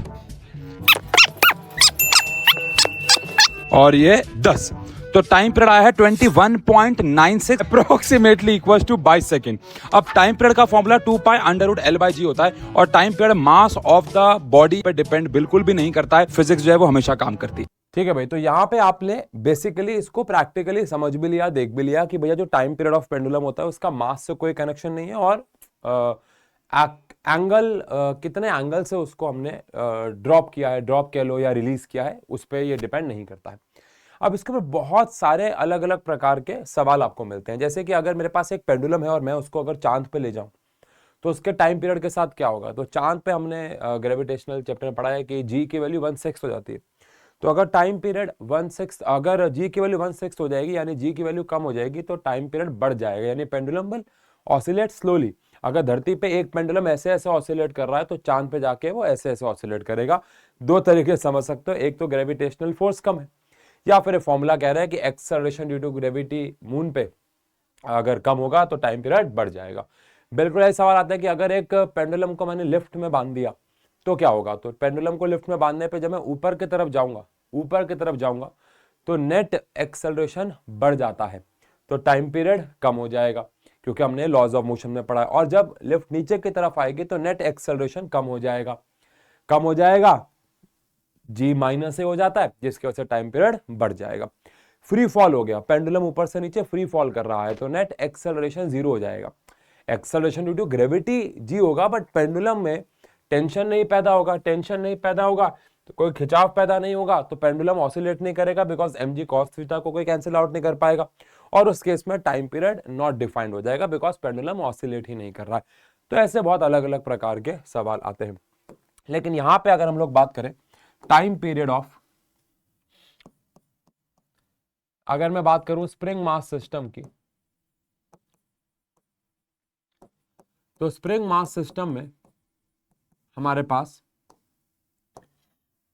एक स्प्रिंग है, उसके साथ एक मास कनेक्टेड है। इसको हम दो तरीके से समझ सकते हैं।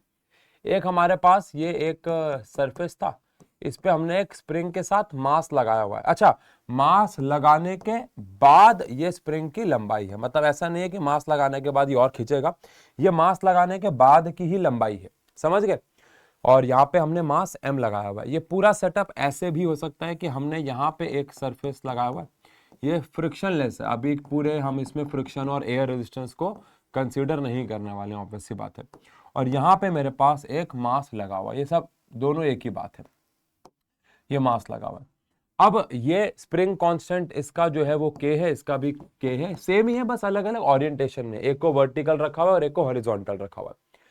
अब इस वाले मास को अगर मैं खींच के छोड़ूंगा तो ये ऐसे ऐसे ऑसिलेट करेगा, और इस वाले मास को ऐसे खींच के छोड़ूंगा तो ये ऐसे ऐसे ऑसिलेट करेगा। बहुत सिंपल है। अच्छा, अब हम ये बात तो जानते हैं, मैं यहाँ पे सीधा शुरुआत कर सकता था कि जो हमारे पास m ओमेगा स्क्वायर होता है वो k के बराबर होता है, मैं सीधा भी शुरुआत कर सकता था, बट डेरिवेशन बहुत छोटी हो जाएगी। तो अगर एग्जाम में इसकी डेरिवेशन आती है तो आप फोर्स के फॉर्मूले से ही शुरू करना कि भैया फोर्स का फॉर्मूला होता है माइनस के एक्स, लेकिन फोर्स का फॉर्मूला मास इनटू में एक्सेलरेशन भी होता है। अब एक्सेलरेशन हमेशा माइनस में ही रहेगा, ऑब्वियस सी बात है, तो माइनस से माइनस कैंसिल हो जाएगा, मैग्नीट्यूड की बात अगर आप करो तो force is equal to minus k x. अब यहां से मेरे पास एक्सेलरेशन आ जाएगा minus k by m x आ जाएगा, है ना। अगेन माइनस साइन क्या रिप्रेजेंट कर रहा है, डायरेक्शन को रिप्रेजेंट कर रहा है। हमने एक्सेलरेशन का formula minus omega square x भी रखा हुआ है, तो यहां पे अगर मैं इसको पुट कर दूं तो minus omega square x is equal to क्या आ जाएगा, के बाय एम एक्स। मैंने आपको बोला ना, हमें सीधा माइनस से माइनस तो कैंसिल हो ही जाएगा, मैं सीधा omega square is equal to k by m, या फिर m omega square is equal to के साथ भी शुरू कर सकता हूं, बट फिर वो एक नंबर की डेरिवेशन आएगी, तो बिकॉज डेरिवेशन बहुत ज्यादा छोटी हो जाएगी, तो इसलिए हमने यहाँ पे ऐसे इसको किया है। अब यहां से मैं अगर बोलूं तो ओमेगा की जगह मैं क्या लिख सकता हूं, 2 पाई बाय टी लिख सकता हूं। ओमेगा की जगह मैं लिख सकता हूं 2 पाई बाय टी का whole square is equal to आ जाएगा के बाय एम। यहां से टाइम पीरियड अपॉन में 2 pi is equal to under root m by k आ जाएगा, तो टाइम पीरियड आ गया 2 pi under root m by k. यानी इसका जो टाइम, अच्छा के यहाँ पे छोटा होता है, अगर आपको कैपिटल लग रहा है तो ध्यान रखना ये छोटा के है, मेरे कैपिटल और स्मॉल के दोनों लगभग सेम ही रहते हैं, उसके लिए सॉरी, बट हाँ ये 2 pi under root m by k है, where m is mass of the object जो हमने स्प्रिंग के साथ कनेक्ट किया है, एंड के स्प्रिंग कांस्टेंट, है ना, जो आप जानते हो। अब बड़ी इंटरेस्टिंग बात यह है यार कि हमारे पास जो time period of simple pendulum आया था उसके फॉर्मूले में कहीं पे भी मास ऑफ ऑब्जेक्ट नहीं आ रहा था, लेकिन यहां पे आप साफ साफ देख सकते हैं कि मास ऑफ ऑब्जेक्ट आ रहा है, यानी कि इसका टाइम पीरियड इस पर डिपेंड करेगा कि मास कौन सा। अगर मास की वैल्यू ज्यादा होगी तो टाइम पीरियड बढ़ेगा, ये मैं आपको दिखा रहा हूं सेम क्लासरूम में, और अगर मास की वैल्यू कम हो जाएगी तो टाइम पीरियड भी कम हो जाएगा। एंड ऑब्वियस सी बात है किस पे भी डिपेंड कर रहा है, स्प्रिंग कांस्टेंट पे। याद करो स्प्रिंग कांस्टेंट अगर ज्यादा होता है तो स्प्रिंग बहुत स्टिफ होता है, तो अगर स्प्रिंग कांस्टेंट बहुत ज्यादा है तो जो पेंडुलम है वो बहुत खींचने पे फटाक से ऊपर जाएगा, है ना, वो अलग बात है, उसमें एनर्जी का लॉस भी होगा। लेकिन अगर एक स्लिंकी है जो कि स्कूल में देखा होगा आपने, या जिससे भी हम काम करना है, रेनबो वाला स्प्रिंग खिलौनों की दुकान पे मिलता है, उसके लिए के की वैल्यू बहुत कम होती है तो टाइम पीरियड बहुत ज्यादा होता है। बस जब आप ये वीडियो देख रहे होगे तो ध्यान रखना कि हमने यहाँ पे इस स्प्रिंग से काम किया है और ये प्लास्टिक का घटिया सा स्प्रिंग है जिसमें एनर्जी का लॉस बहुत ज्यादा है। बट आप बेसिक चीज समझ जाओगे कि जो टाइम पीरियड ऑफ पेंडुलम है, ये जो टाइम पीरियड ऑफ पेंडुलम है ये मास के रूट के डायरेक्टली प्रोपोर्शनल था। लेकिन आप यहां पे अगर देखें तो टाइम पीरियड, मैंने पेंडुलम बोला पीछे, time period of spring mass system जो है ये डायरेक्टली प्रोपोर्शनल है रूट ऑफ मास के। लेकिन जो टाइम पीरियड ऑफ पेंडुलम होता है, जो टाइम पीरियड ऑफ पेंडुलम होता है is independent to mass of bob, है ना, ये बॉब के मास पे डिपेंड नहीं करता है। डन है, चलिए बढ़िया हो गया, बढ़िया हो गया। ठीक है जी, आओ एक बार इसको एक वीडियो के माध्यम से देखते हैं, फिर सीरीज पैरेलल ऑफ स्प्रिंग पढ़ेंगे, उसके बाद सर्कुलर मोशन की प्रोजेक्शन पढ़ेंगे, टाइप्स ऑफ ऑसिलेशन पढ़ेंगे, चैप्टर खत्म हो जाएगा। लेकिन सबसे पहले यहाँ पे आप एक क्लासरूम की वीडियो देखो। लेकिन time period spring mass system का किससे लेना देना है? मास से। उधर ही कर लेंगे, इस पे फिर इधर लाना पड़ेगा। चलो आओ, आप मुझे बताओ, ये हमारे पास एक स्प्रिंग है, देखो इंडिया गेट पे मिलता है बहुत, है ना। ये स्प्रिंग, ये एक स्प्रिंग अगर मैं यहां से मान लो मैं इसका इतना हिस्सा पकड़ लूं तो आप ये वाला हिस्सा छोड़ दो, क्या ये अपने वजन से एक्सपैंड हो रहा है? और मैंने इसको जैसे छोड़ा ये क्या होने लग गया? ऑसिलेट होने लग गया। क्या होने लग गया? अब अगर मैं इसका टाइम पीरियड निकालूंगा तो कैसे निकालना होगा मुझे? मान लो मैंने छोड़ा तो ये हुआ 1 2 ऐसे करके क्या निकलेगा इसका टाइम पीरियड। ठीक है, हाथ से पकड़ने पे थोड़ा सा एरर आ जाएगा तो वहीं कर लेते हैं। अब आप बताओ, अगर मैं इस पर कोई मास लगा दूंगा तो टाइम पीरियड बढ़ना चाहिए कम होना चाहिए? फॉर्मूला क्या कह रहा है? फॉर्मूला, अरे फॉर्मूला क्या कह रहा है मेरे मालिक?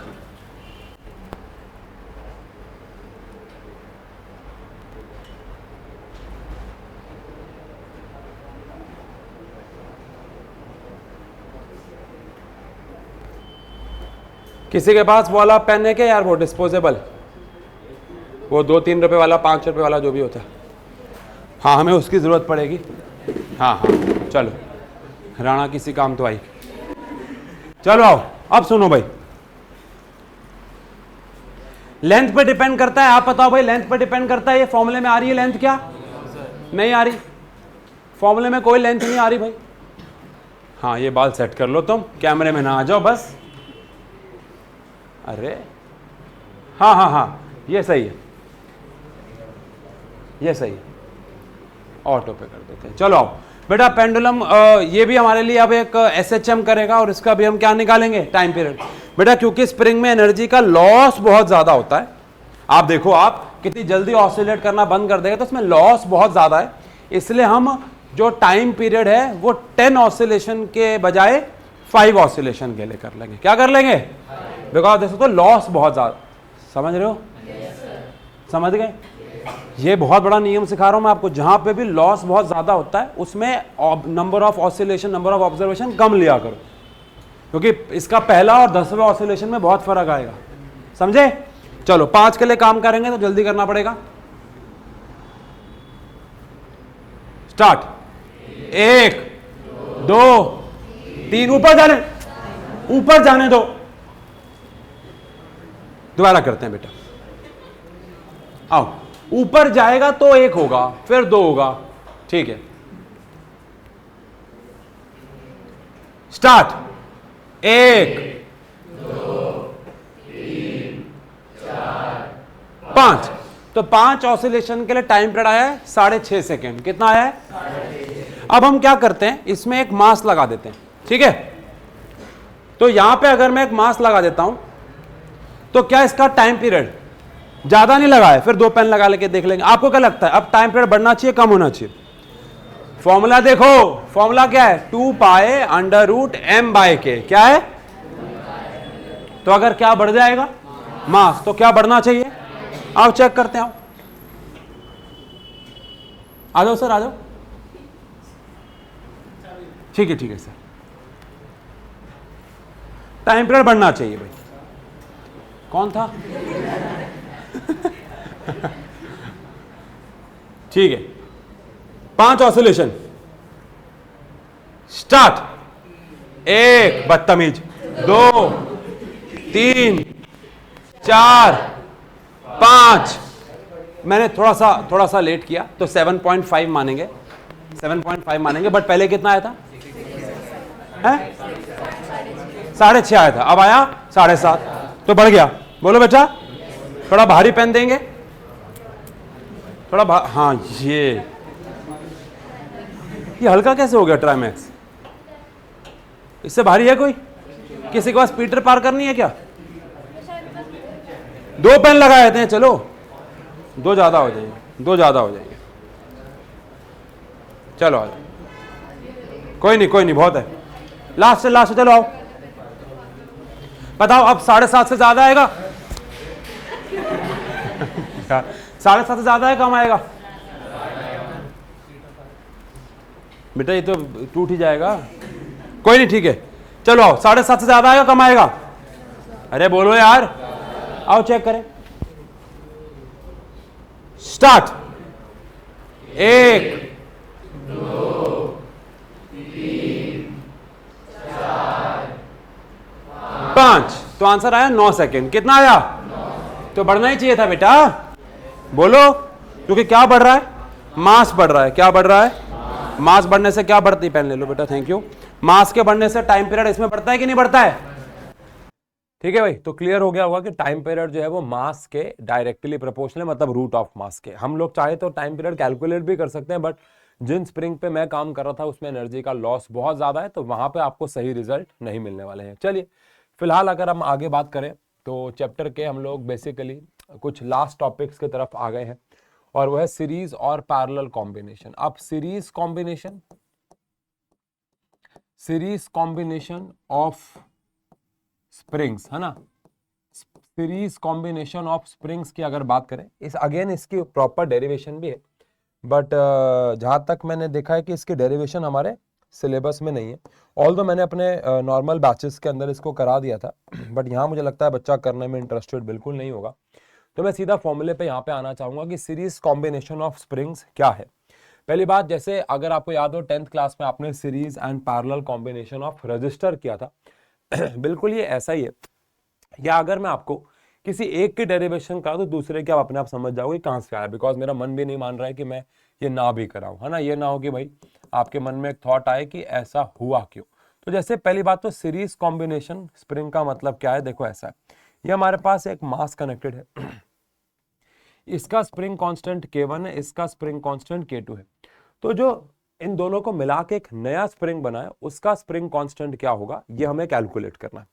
अब ये तो ऑब्वियस सी बात है कि दोनों पे जो फोर्स लग रही है वो सेम लग रही है, विच इज mg, लेकिन दोनों पे खिंचाव सेम होगा या अलग अलग होगा? एक पे खिंचाव होगा x1 और एक पे खिंचाव होगा x2। क्यों? क्योंकि जिसका स्प्रिंग कांस्टेंट ज्यादा होगा, हमने पढ़ा है पिछले चैप्टर्स में, वो कम खिंचेगा, और जिसका स्प्रिंग कांस्टेंट कम होगा वो ज्यादा खिंचेगा, याद है ना। तो यहाँ पे दोनों में खिंचाव तो अलग अलग पैदा होगा। तो अगर मैं ऐसा बोलूं कि जो टोटल खिंचाव पैदा हुआ है वो क्या होगा, x1 प्लस x2 होगा, और हम सब जानते हैं कि फोर्स का फॉर्मूला क्या होता है, माइनस kx होता है। फोर्स का फॉर्मूला क्या होता है भाई, माइनस kx होता है। अब अगर ऐसा है तो x नेट की जगह मैं क्या लिख सकता हूं, बोलो, x नेट की जगह मैं क्या लिख सकता हूं, फोर्स अपॉन में K1 माइनस का, ठीक है, यहाँ पे फोर्स अपॉन में K2 माइनस का, और यहाँ पे फोर्स अपॉन में K3 अगेन माइनस का। लेकिन प्रॉब्लम ये, पता प्रॉब्लम नहीं है कि फोर्स तो दोनों पे सेम ही लग रही है, बिकॉज वजन तो एक ही लगा हुआ है, विच इज mg। तो माइनस एफ से माइनस एफ कैंसिल हो गया, तो 1 अपॉन के नेट, सॉरी के नेट जो है ये आ गया है 1 upon K1 plus 1 upon K2 plus 1 upon K3, है ना भाई। ये हमने के नेट लिया, के नेट होगा, ठीक है, वो आप समझ गए, और यहाँ पे हमारे पास K1 K2 हो जाएगा, एक ही बात है। चलो, अरे हाँ, तो यानी कि जो सीरीज कॉम्बिनेशन में हमारे पास फॉर्मूला है वो कहीं ना कहीं पैरेलल जैसा साउंड कर रहा है। याद करो 1 upon R net is equal to 1 upon R1 plus 1 upon R2, ये पैरेलल ऑफ रजिस्टर में आता था, लेकिन सीरीज कॉम्बिनेशन ऑफ स्प्रिंग में हमारे पास ये फॉर्मूला आ रहा है। बिल्कुल इसी प्रकार अगर हमारे पास कॉम्बिनेशन पैरेलल हो जाता है, पैरेलल कॉम्बिनेशन हो जाता है, इसके डेरिवेशन अब आप खुद भी चाहे तो कर सकते हो, जहां पे पैरेलल कॉम्बिनेशन में हमारे पास दोनों का x सेम होगा क्योंकि दोनों को हमें पैरेलली डिस्प्लेस करना होगा, लेकिन दोनों पे जो फोर्स लगानी होगी वो अलग अलग होगी। तो ये मेरे पास दो स्प्रिंग है, दोनों एक मास से कनेक्टेड है। लेट अस सपोज एक का स्प्रिंग कांस्टेंट K1 है, एक का K2 है। अगर मुझे दोनों को बराबर खींचना है तो दोनों पे फोर्स अलग अलग लगानी पड़ेगी बिकॉज दोनों का स्प्रिंग कांस्टेंट अलग अलग है ना भाई। बट यहाँ पे नेवरदलेस अगर मैं फॉर्मूला लगाता हूं तो मेरे पास जो K नेट आ जाएगा वो K1 प्लस K2 प्लस अगर K3 K4 जितने भी हैं Kn तक, ऐसे यहाँ पे भी ये हमारे पास फॉर्मूला आ जाएगा। मतलब शॉर्ट में आपको ये याद रखना है कि सीरीज कॉम्बिनेशन में उल्टा फॉर्मूला है, और जो फॉर्मूला सीरीज में रेजिस्टेंस का आता था वो पैरेलल में स्प्रिंग कांस्टेंट का आया है। यानी दो स्प्रिंग जो मिल के पैरेलल में लगे हुए हैं वो एक ऐसे स्प्रिंग की तरह बिहेव करेंगे जिसका spring constant K1 plus K2 है, और अगर कोई सीरीज में लगे हुए तो 1/K नेट जो होगा वो 1/K1 प्लस 1/K2 से आप निकाल सकते हो। इसके ऊपर पूरी NCERT में जहां तक मुझे याद आ रहा है एक भी क्वेश्चन नहीं है, एक क्वेश्चन है बट वो बिना इसके भी हो जाता है। एक एग्जाम्पल है जिसमें बीच में मास लगा हुआ है, इधर एक स्प्रिंग है इधर एक स्प्रिंग है। द ओनली पॉइंट इज कि इसका उतना इंपॉर्टेंस नहीं है हमारी CBSE में, बट हाँ अगर आपको एंट्रेंस की पढ़ाई करना चाह रहे हैं कर रहे हैं तो ये फॉर्मूले के ऊपर काफी क्वेश्चंस आते हैं, ठीक है, लास्ट ईयर्स में आए हुए हैं, और ये टाइम भी बचाएगा आपका। चलो आओ फिलहाल अब हम बात करते हैं एक बड़े इंटरेस्टिंग टॉपिक के बारे में, which is projection of circular motion on its diameter, है ना। आओ, बड़ा इंटरेस्टिंग काम है। हमने इस चैप्टर की शुरुआत में पढ़ा कि SHM क्या होता है, सिंपल हार्मोनिक मोशन क्या होता है। अब सिंपल हार्मोनिक मोशन में हमने पढ़ा कि भैया acceleration is proportional to minus of x होता है, और हमने सिंपल हार्मोनिक मोशन के दो एग्जांपल पढ़े, पेंडुलम या फिर स्प्रिंग मास सिस्टम। और वहीं पे हम लोगों ने देखा कि जो A sine omega t plus 5 होता है या A cos omega t plus 5 होता है, ये सिंपल हार्मोनिक मोशन के फंक्शंस होते हैं। पर हम ये प्रूफ कैसे करेंगे, है ना भाई। ये भी मैंने हमको करवाया कि जब हमने शुरुआत करी x is equal to A sine omega t plus 5 से वेलोसिटी निकाली, फिर एक्सेलरेशन निकाला, तो माइनस x की वो प्रोपोर्शनल भी आया, याद होगा। लेकिन अब क्या, अब हम लोग करने जा रहे हैं projection of object in uniform circular motion on its diameter. क्या मतलब है इसका, इसका मतलब है कि अगर एक ऑब्जेक्ट सर्कुलर मोशन कर रहा है तो वो तो SHM नहीं हो सकता। प्लैनेट्स के मोशन में बात हुई थी, एक ऑब्जेक्ट जो सर्कुलर मोशन कर रहा है वो तो कभी SHM हो ही नहीं सकता ना। लेकिन अगर एक ऑब्जेक्ट सर्कुलर मोशन कर रहा है तो उसकी जो परछाई है उसके डायामीटर पे वो SHM हो सकती है, जो उसकी परछाई है उसके डायामीटर पे वो SHM हो सकती है। अब ये कैसे समझाऊं मैं आपको, आओ जरा देखो, बड़ा इंटरेस्टिंग तरीका है।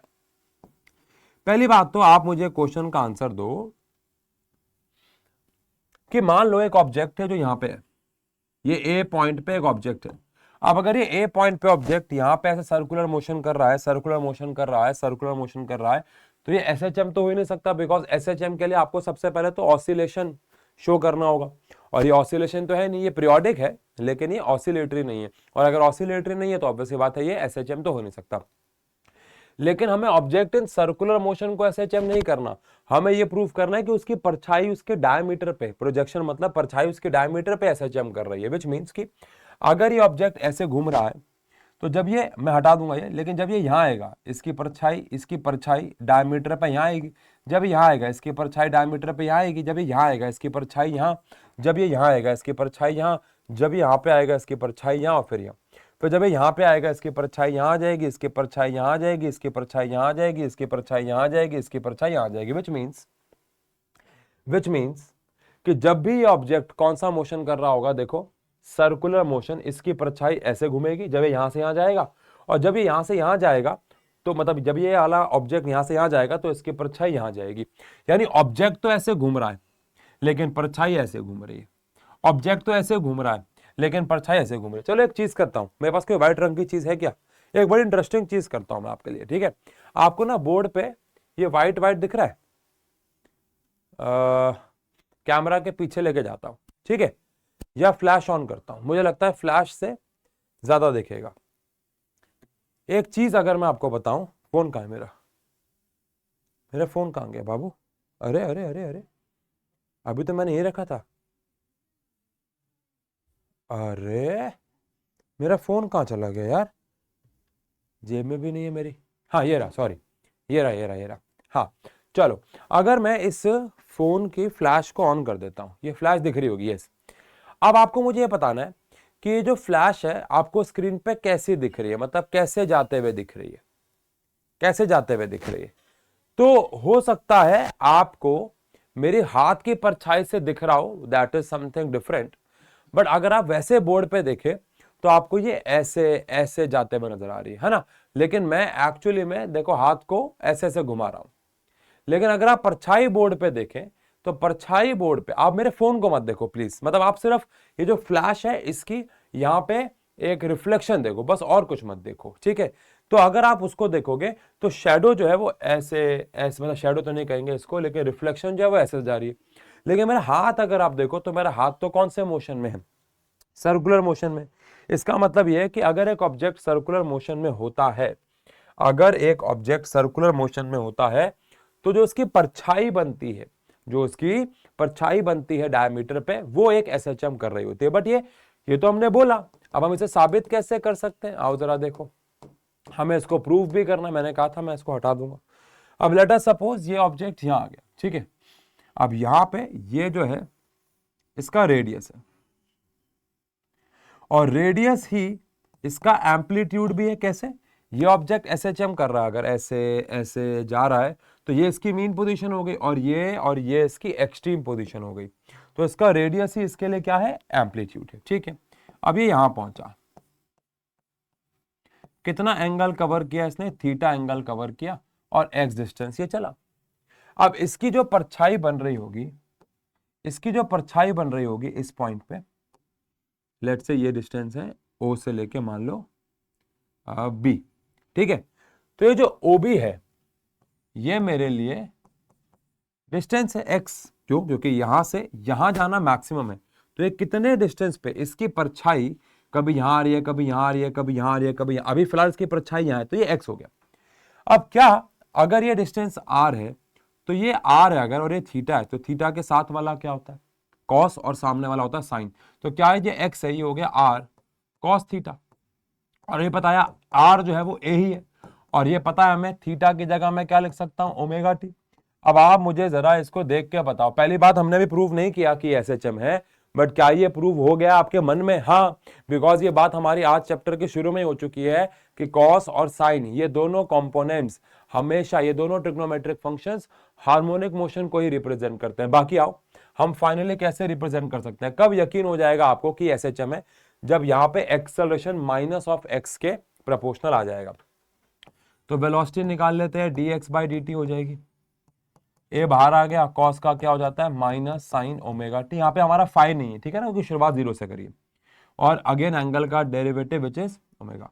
तो वेलोसिटी आ जाएगी minus a omega sine omega T, ठीक है। अब हम निकालेंगे एक्सेलरेशन। एक्सेलरेशन क्या होता है भैया, एक्सेलरेशन होता है d v by d t. तो डी वी की जगह में रख दूंगा minus a omega sine omega t by d t. इसमें से क्या बाहर आ जाएगा, माइनस ए ओमेगा, और साइन ओमेगा टी का हो जाएगा कॉस ओमेगा टी, और एंगल का दोबारा करेंगे तो ओमेगा आ जाएगा, तो ओमेगा स्क्वायर हो जाएगा। तो कुल मिला के अगर आप देखो तो एक्सेलरेशन आ जाएगा वही माइनस ओमेगा स्क्वायर ए कॉस ओमेगा टी, ए कॉस ओमेगा टी। अब ये ए कॉस ओमेगा टी क्या है, ये ए कॉस ओमेगा टी क्या है भाई, तो ये ए कॉस ओमेगा टी तो हमारे लिए एक्स है, हमारे लिए एक्स है। तो एक्सेलरेशन की वैल्यू आ जाएगी माइनस ओमेगा स्क्वायर एक्स, यानी एक्सेलरेशन माइनस ऑफ एक्स के प्रोपोर्शनल आ गया। और अगर एक्सेलरेशन माइनस ऑफ एक्स के प्रोपोर्शनल आ जाता है तो इसका मतलब है कि ये एसएचएम है। यानी हमने प्रूव कर दिया कि अगर एक ऑब्जेक्ट सर्कुलर मोशन में घूम रहा होगा तो जो उसकी परछाई बनेगी, जो उसकी परछाई बनेगी उसके डायमीटर पे वो हमेशा कौन सा मोशन कर रही होगी, simple harmonic motion, harmonic motion. Done है, ठीक है। खत्म करें चैप्टर को, प्यारा सा छोटा सा चैप्टर खत्म करते हैं। अब ये बात करते हैं टाइप्स ऑफ ऑसिलेशंस। ऑसिलेशंस कितने टाइप के हो सकते हैं, चलो आओ बात करते हैं टाइप्स ऑफ ऑसिलेशंस, है ना भाई। ऑसिलेशंस कितने टाइप के हो सकते हैं, टाइप्स ऑफ ऑसिलेशंस। तो सबसे पहला आता है हमारे पास फ्री ऑसिलेशन। बहुत सिंपल है, फ्री ऑसिलेशन। फ्री ऑसिलेशन का मतलब होता है, शॉर्ट में अगर बताऊं, जिसमें जो एम्पलीट्यूड है वो कांस्टेंट रहे। बट प्रैक्टिकली ऐसा सोचना तो मुश्किल है, इम्पॉसिबल है, बिकॉज एम्पलीट्यूड कांस्टेंट कैसे रह सकता है। अगर आप एक पेंडुलम को ऑसिलेट करोगे तो धीरे धीरे उसका एम्पलीट्यूड तो कम होगा ही होगा। क्यों, लॉस नाम की चीज है इस दुनिया में बेटा। तो अगर आप ऐसे सोचो तो फ्री ऑसिलेशन किताबों में ही पॉसिबल है।